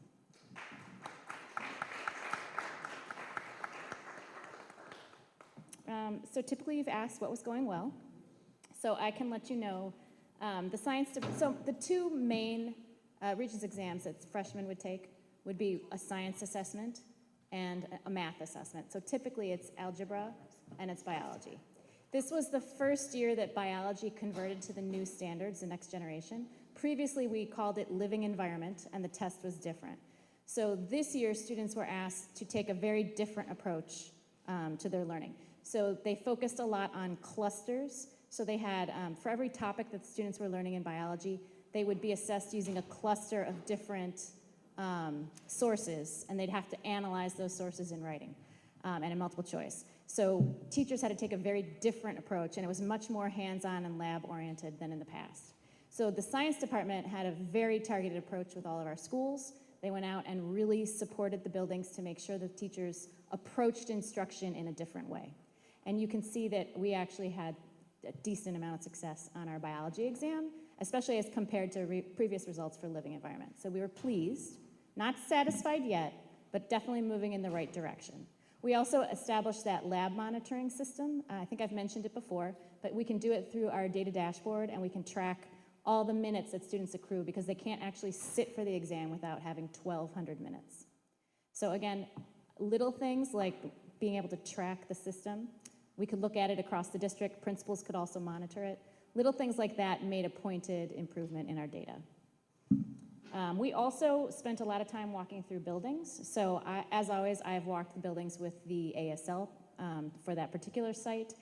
The director of math has gone out, the assistant superintendent for CAI, the science department. So we've done very targeted walks to make sure that we're looking at instruction in those buildings. And this year we were very fortunate because through our summer programming, we actually had certified math and science teachers working with our students. So what could we improve? Obviously, we can always improve. We'd like to see more targeted instruction in the science classroom. So we had that first year under our belt. We want to go back to the classrooms and make sure teachers are taking the correct approach in the biology classrooms.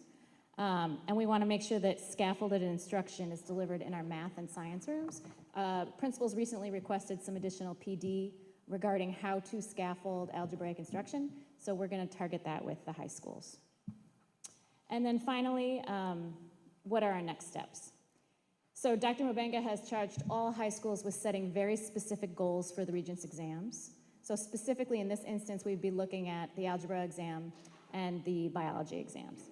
So schools know their targets, and when we go out to visit them, we are asking them about their targets and what particular strategies they've identified and are monitoring to ensure success on those exams and in those classes. So we'll continue to provide support. We'll deliver PD as needed. We have our director of English going out actually to all the high schools to offer a refresher PD on Step Up to Writing. And we've really tried to be very targeted with the support we provide to teachers across disciplines to make sure that they are using the same strategies for writing implementation. We have been working with building leaders so they can identify those specific strategies, and if they see a need for extra PD or support in their building, they're letting us know and we go out. As always, we're going to continue to provide credit recovery options, summer school options, all the things that might provide that extra layer of support to students who are struggling. But I feel that 9th grade is one of our most important grade levels. We need to retain those students. They need to be successful. All the data shows that if your 9th grade cohort is strong, they are much more likely to stay with the school system and graduate. So we know that targeting those particular courses and those exams will be powerful for our kids. So I'm happy to take any questions. Thank you. And when we adopted this student outcome focused governance, the three of us were the implementation folks, the committee, that Sharon Belton Cottman at the time charged us to begin. And one of the areas that we wanted to focus in on was 9th grade, because as you know, you just mentioned it, this is a critical age where if kids aren't starting out the gate in terms of getting units or credits, so to speak, they tend to drop out. The research supports that. So we wanted to look at 9th graders and ensure that they at least had some credits under them, under their buckle, in terms of Regents. So thank you for that. We're so impressed that you exceeded that goal. Not you, but everyone The district, who right, the contributed to teachers, it. the students, the schools. Are there any questions from the board at this time?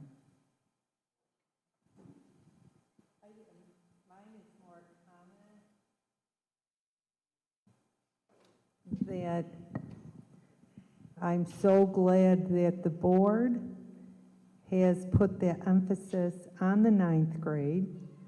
As a former principal, that's where it has to start.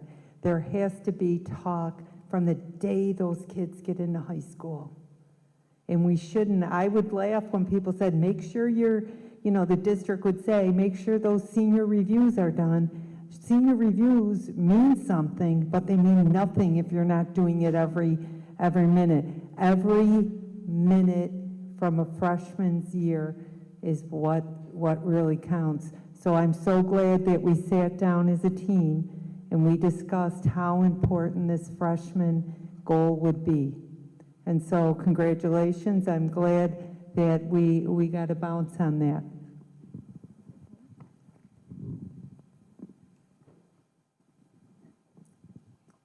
Hi, Ann. Chief Botticelli. I'm very excited to see this. I've been reflecting a little bit about monitoring reports and these goals we've undertaken. I wonder what it looked like when there weren't any. I wonder, like, how do you know where you're going if you don't have a goal? So I'm very, very excited to see us meet and exceed this goal. I'm just wondering, can you remind me what CAI stands for?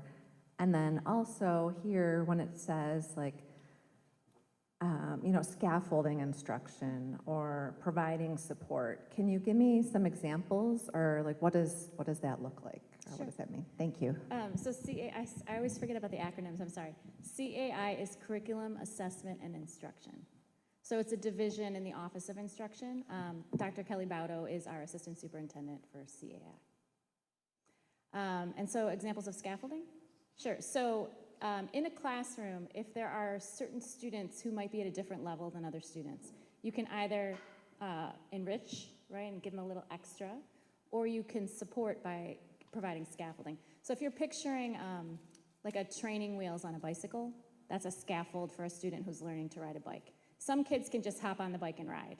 Other students need that a little bit of additional supports. So when we talk about scaffolds in a classroom, it might be that some kids who are new to English get sentence starters, or they have a vocabulary key ring to help them get started in conversations. In a math classroom, it might look a little different. They might have little starters to start their math conversation. What does it look like? How do you have a math conversation? Whereas other students might just be able to dive in. So graphic organizers are a great example of a scaffold. You don't necessarily give a graphic organizer to every student in the classroom because some of them don't need that. But other students benefit from a Venn diagram or another type of organizing tool to write an outline, for example.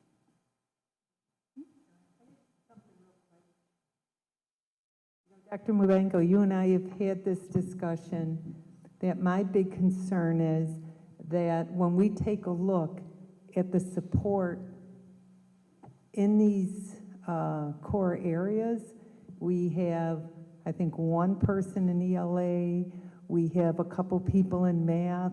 We, like, how really, like, that's something we can talk about, the true support schools are getting. And you and I have had that conversation, and I know that that's something that you are looking at, because our core is, you know, our ELA, our math, and our regions-based curriculums in high school in order for kids to get those diplomas. And I'm just a little, I think we're like a little light in support in some of those content areas. Yes, Board Member Shooter. Again, I think you all should be able to give me a little bit of grace as I'm spending my first 100 days. We had a conversation. I remember having a conversation with the math director. Just one person there. I think there's another vacancy there. That's really hard. And I think just give me a little bit of time to be able to learn the district, as I told all my division members, and to be able to do SWOT analysis of the departments. I think through that process, there will be some needs that will pop up that we'll be able to address with the new budget that will be coming up for next year. And I think mid-year, there may be some quick wins that I'm trying to explore and put in place. But overall, anything that's impacting the budget and all that, so I'll be waiting for next year. But let me just give an example. When it comes to special education, which is really a crisis, that's something that we can jump on it really quickly because the solution needs to be done now. I think at the same time, I think as I'm feeling a little bit comfortable here as we're hiring all this ASL, the model that we're gonna use to be able to push in and be able to assist those schools, I think is going to be different. You may have a good teacher in a school, and we have to be able to learn how to amplify that quality teacher in that particular class to be able to help other teachers during the PLC while we don't have support at the district level. So it's a learning process, and I think we'll be able to put some good practices in place. Thank you. I have a question about the science kits. Is it possible to find out what percentage of the science kits are being utilized? Can we do an audit of some sort? At the elementary? At every, however they're using them. I've been told that we have a lot of science kits that are sitting there. And so if we get our children using, or our teachers using the science kits, it should help in the future to increase. Agreed. The science kits are at the elementary level. And actually, Katie Egan is our supervisor of STEAM, and one of her main goals has been to get out to classrooms to ensure that they are using labs. Because we know to be successful on the 5th and 8th grade assessments, they have to have those opportunities to use the hands-on labs. So at one time, we were told that if a teacher was doing well, they weren't required to use the science kits. That was presented to the board some years back. No one was putting pressure on them to use the science kits. I would like to have an idea of the inventory that is not being used in the district, as we have done with other programs, that we take a look at the science kits, because I'm being told that there are quite a few that are sitting in buildings. We circle them through firsthand learning, so we could certainly get an inventory. So once they're used, they go back to firsthand, they get replenished, and they get sent back out to the schools. Right, but I'm being told that there are a lot of kits that are not being open. So I just would like to make sure that the resources that the board is providing is being utilized accordingly. And we know that we have the problems, or we have an issue with having children coming to high school in the 9th grade prepared. And part of preparing them, and I just had this conversation today with one of the union presidents about making sure that we deliver a strong product to our high schools. Okay, if we deliver a strong student who's been properly prepared, we won't have level 1s and level 2s. We will be, imagine what a high school principal could do. I've had this conversation with ASL, or at the time she was principal, Charlene Watson, about what would you do if you had all students that came in reading on level? What would your world look like? So that's one of the reasons why I'm asking that question, because I always think about what we can do to improve, and if we prepare our 8th graders properly, and our 6th, 7th, and 8th graders, if they get into high school, they'll be ready to take on. So that's why I brought that up today. Thank you. Any other questions, comments from board members? I can if you want me to specifically. What would you like? What does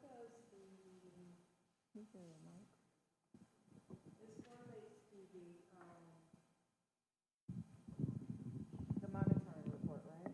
Correct. Okay. So these are the students, the yes would indicate that they passed or met the criteria, and the no would indicate they did not. So students passing more than one Regents exam would be in the count Y. And that would be the percent? Yes.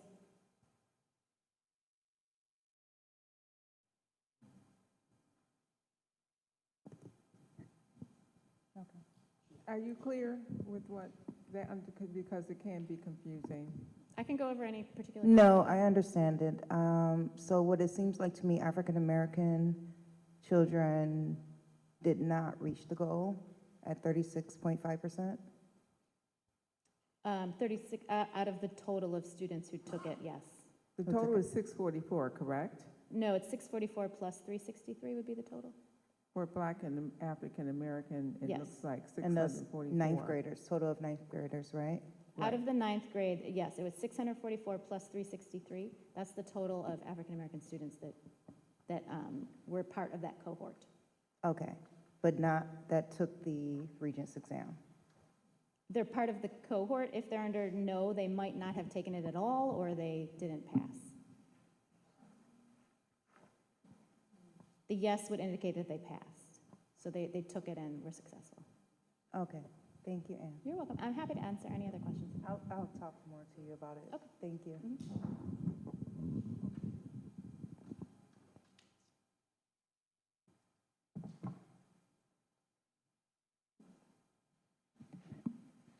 You good?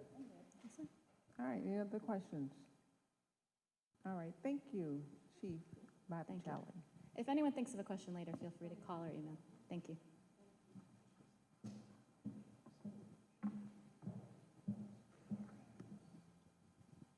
Can I get a motion to accept the consent agenda? Motion, McEachen and McCosy, second. I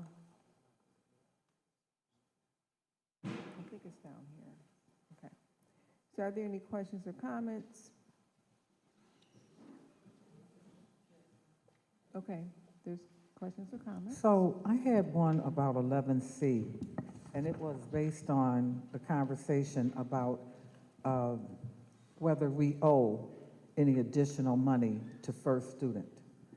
And I'm wondering if,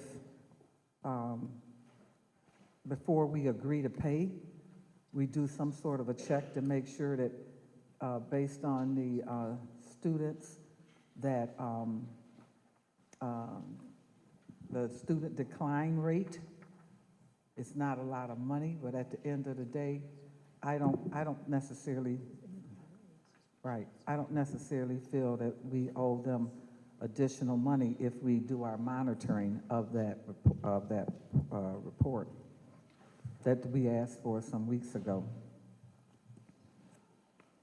I'm very concerned about paying first student any additional money with the level of service that we've been receiving. And I do know in their contract, which was not brought up earlier, that there is a non-performance clause. NFTA, the additional $3,600. I'm sorry, my bad. Thank you for correcting me, Jennifer, my bad, yes, NFTA, okay, but I did throw that out about first student intentionally. But yeah, so that's what I'm saying. We're saying we owe additional money, but we don't have the final numbers. We couldn't, because if you did, you would have given them to us by now. So I will have to defer to the other department that has the contract, but I believe it's worded as enrollment as opposed to students who participated and then did not didn't stay through the program. So we have a contract based on enrollment. So this sounds like what we have with Section 6, based on the number of students we have in the district.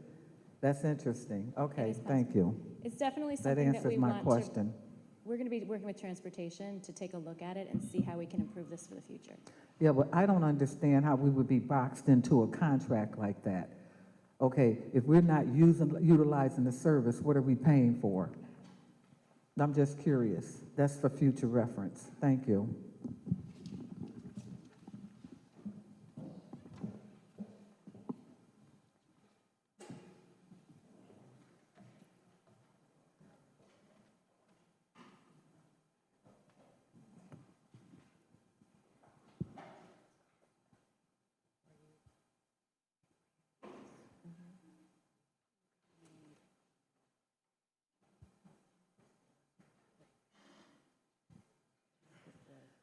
Okay, thank you.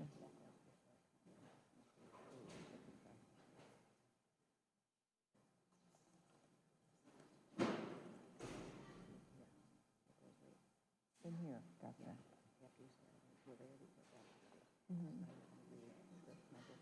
Okay.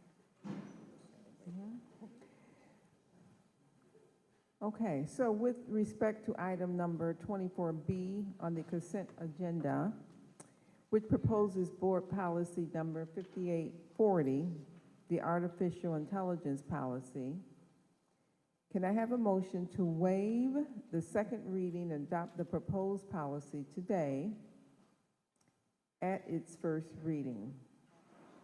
McCosy, McEachin, seconded by Shuda. Council, please poll the board. Thank you. On the motion to waive the second reading regarding Board Policy 5840, how do you vote? Board Member Belton Cotman? Yes.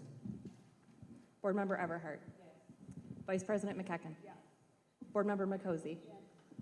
Board Member Shuda? Vice President Scott? Yes. Board Member Woods? Yes. Board Member Zulich? And President Evans Brown? Yes. Motion passes.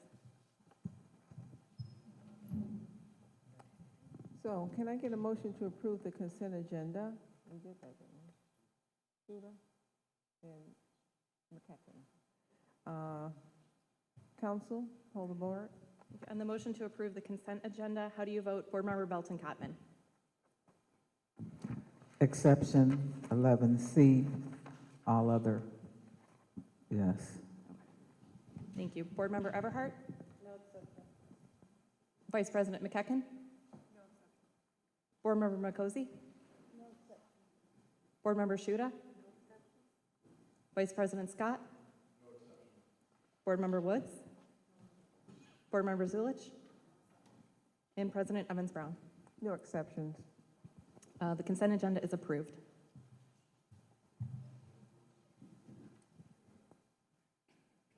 Can I get a motion to adopt the resolution for the Council of Great City Schools contract for student outcomes focused governance training? Janita Everhart, second by Paulette Woods. Are there any questions or comments at this time?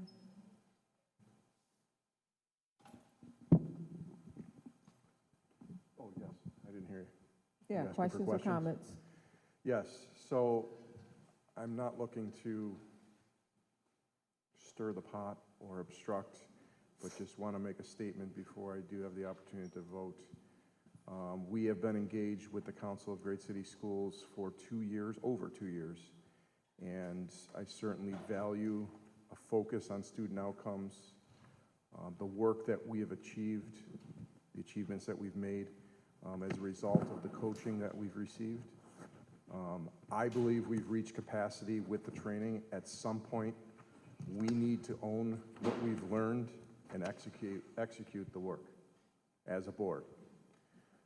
Other than the increased cost, the latest contract is essentially the same as the initial contract, especially the board implementation timeline on page 4. And from my review, we have completed 9 of the 11 bullets on that timeline already. We certainly could dispute the fidelity of how we've completed those, but we have done them. An extension after 2 years should robustly include where the coaching is taking us next. A focus on training and orienting new board members, perhaps, that will be seated in January. The new contract incurs an increase in overall contract cost of $30,000 compared to the contract in '23. There's also increases in 2 line items in the contract, one for additional coaching support and one for subject matter experts, going from $1,000 per day and $150 per hour to $2,500 per day and $250 per hour. I've suggested tabling and discussing this further to see how the Council of Great City Schools can best serve us moving forward, perhaps with a shorter and less costly contract. As it stands right now, we as publicly elected officials are forced to vote in favor to avoid a $20,000 penalty if there is not a unanimous vote. A clause in the contract, this clause, stifles healthy democratic debate and dissent, principles that we certainly need to uphold in public education today. So if we're not able to do that, I'm just making it known that I will be forced to vote yes today to avoid that $20,000 penalty. Any other comments on this contract? Because it seems like all the contracts we've approved as board members have had increases, and I've never heard it broken down about the $100,000 here, contractors coming back for additional dollars once we approved it, and so on. Everything has risen since COVID. This is nothing new. Any other comments, board members?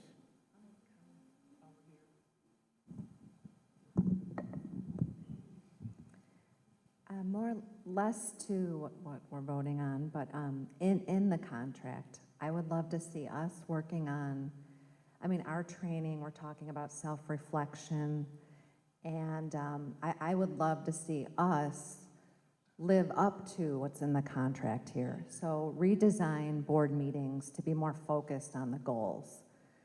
Invest at least 50% of board meeting time each month into monitoring progress toward the goals once they are adopted. So I know we have fallen very short of that, and where we can improve and really meet the contract. I think we're there. If we're at 50%, we have our new board members, a full third of our board will be new this January. And if we're there, then I think maybe we could talk about, we've hit our mark, and then it's time to maybe. But I inherited this 5 years of goals and guardrails. I'm invested, and I do feel like we need the support at this time. So if I could just ask, and it's not a question for anybody to answer, but if we're not there, what I think needs to be spelled out in this contract is how will the coaching get us there, if it hasn't gotten us there already? So this is a living document, and it requires the board to do the work as far as putting together the goals, the guardrails, etc. Personally, I'm on record for saying that I was not impressed with the original goals. I thought they were low. So when I hear people saying we knocked it out of the park, had we had stretch goals, which was my idea, we have goals and we have stretch goals, and we exceeded those, then maybe we can talk about knocking it out of the park. But I'm a banker, and if I give you $100, I want to know what you did with my money. And when you come back less than 80 or 90% with giving me back my money, because see, I've had to rob Peter to pay Paul, and I understand the value of $1. So this document needs to continue to be worked on, and the work has to be done by the board. We define, the board defines where they're going and what they're doing. We are at an advantage because we have a new superintendent who has a record of success and achievement and is not afraid to jump out there in the water. I am hoping that sometime in the future, I'm no longer sitting here, that this board will relook at these goals and come up with some realistic goals of achievement. I am hoping that the board will take it upon themselves to deep dive into the numbers and find out why we did not get that 2% that we were looking for, and what schools did not achieve it, and we monitor, as other districts have, if you look at that model, monitor the progress, beginning of the year, middle of the year, and end of the year. Because without doing it this way, it's not going to happen. It did not happen prior. As a matter of fact, we had a superintendent that did everything he could to make sure he did not provide us with any data, and it was acceptable by this board.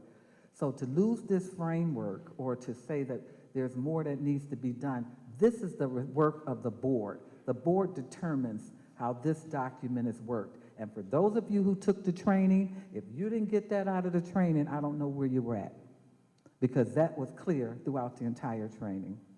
So at this point, we're trying to move forward. We're trying to get, and there's been pushback on this from day one. There's been certain people that have pushed back, so this new is not new. But at the end of the day, to expect anything from anybody else that you're not willing to put up yourself is not what leaders or board of directors are supposed to do. We determine where we're going with this, no one else.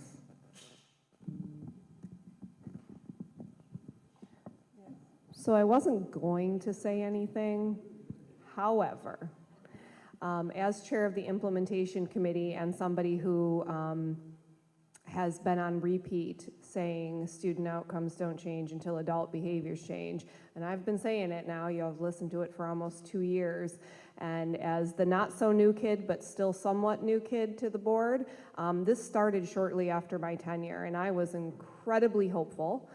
We jumped into this contract, albeit it took us a little longer than I would have liked to adopt it. And the idea behind all of us unanimously supporting the contract is that we are outwardly saying we are going to abide by, right, the rules or the expectations of the framework. I had hope that that would happen. In practice, it did not. Often it was weaponized. To this day, still being weaponized as we engage with each other and with the district as a whole. It's been overwhelming, it's been frustrating, it's been angering. I can pick all sorts of emotions.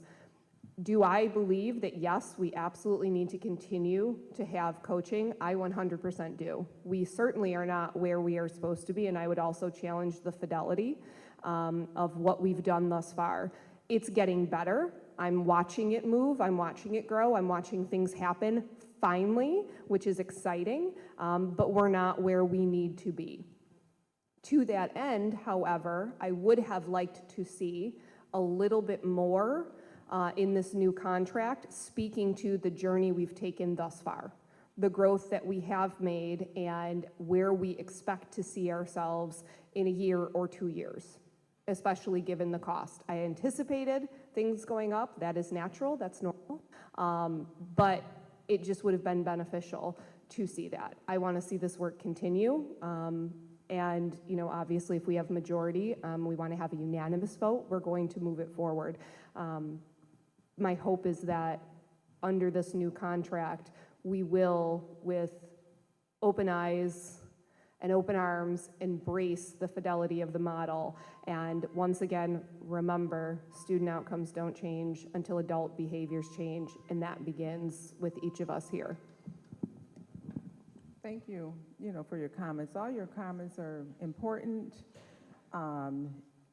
We have a framework. When I started on the board in 2019, it was all over the place, literally.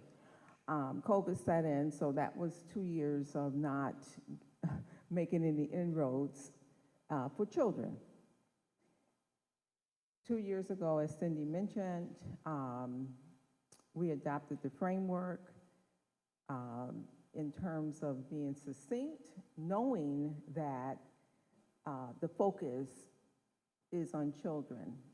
Zulik mentioned that 50% of the board work ought to be on children and their outcomes.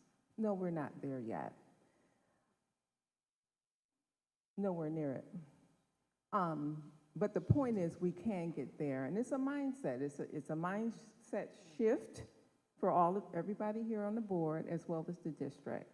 Our superintendent has experience in doing the work. He's familiar with the Council of Great City Schools. And so with that end, we're going to vote on the contract. On the motion to adopt the resolution regarding the Council of Great City Schools contract, how do you vote? Board Member Belton Cotman? Yes. Board Member Everhart? Yes. Vice President McEachen? Yes. Board Member Makosi? Yes. Board Member Shuda? Yes. Vice President Scott? Yes, with reservation.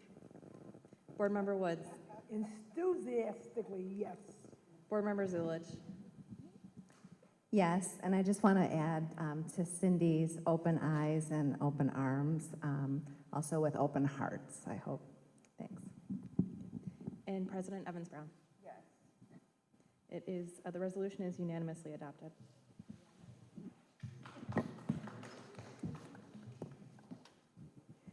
That's a reduction of $20,000.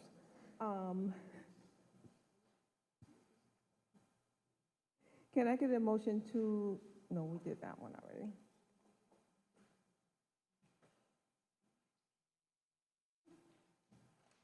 Okay, here we go. Yes, can I get a motion to adopt the resolution for the school closure committee nominees? Judah McCuskey. Are there any questions or comments about this nominee committee for school closures? If not, General Counsel, can you poll the board? Yes, on the motion to adopt the resolution regarding the school closure committee nominees, how do you vote? Board Member Belton Cotman. Yes. Board Member Everhart. Yes. Vice President McEachen. Yes. Board Member Makosi. Yes. Board Member Shuda. Vice President Scott. Yes. Board Member Woods. Yes. Board Member Zulich. Yes. And President Evans Brown. Yes. The resolution is unanimously adopted. It's 5L. So, committee reports we will table. Oh, I don't know if you have any. We'll move on. Unfinished business.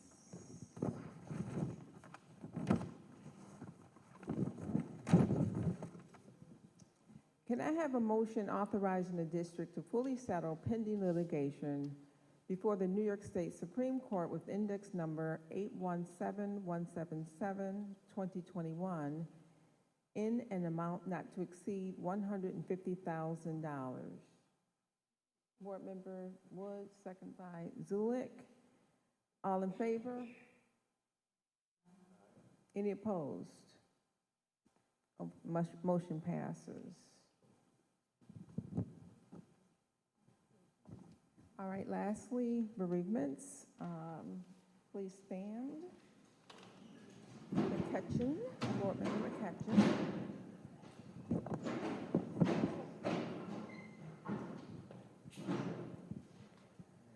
September 21st, Primo Rodriguez, father of Carmen Hopkins, administrative assistant for the CTE department.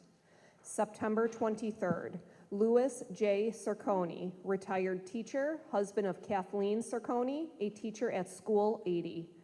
September 25th, Ann Parrott, mother of Carol Grandy, retired human resources generalist. October 5th, Miriam Gonzalez, former bilingual elementary teacher, well regarded for the community-led organizing of talent show at Herman Badillo Public School number 76, community mother, leader, and faith leader in Prince of Peace Church. She will be missed. October 12th, Kathleen Mentor, mother-in-law of Dr. Heath Frisch, supervisor of student support services. Let's take a moment.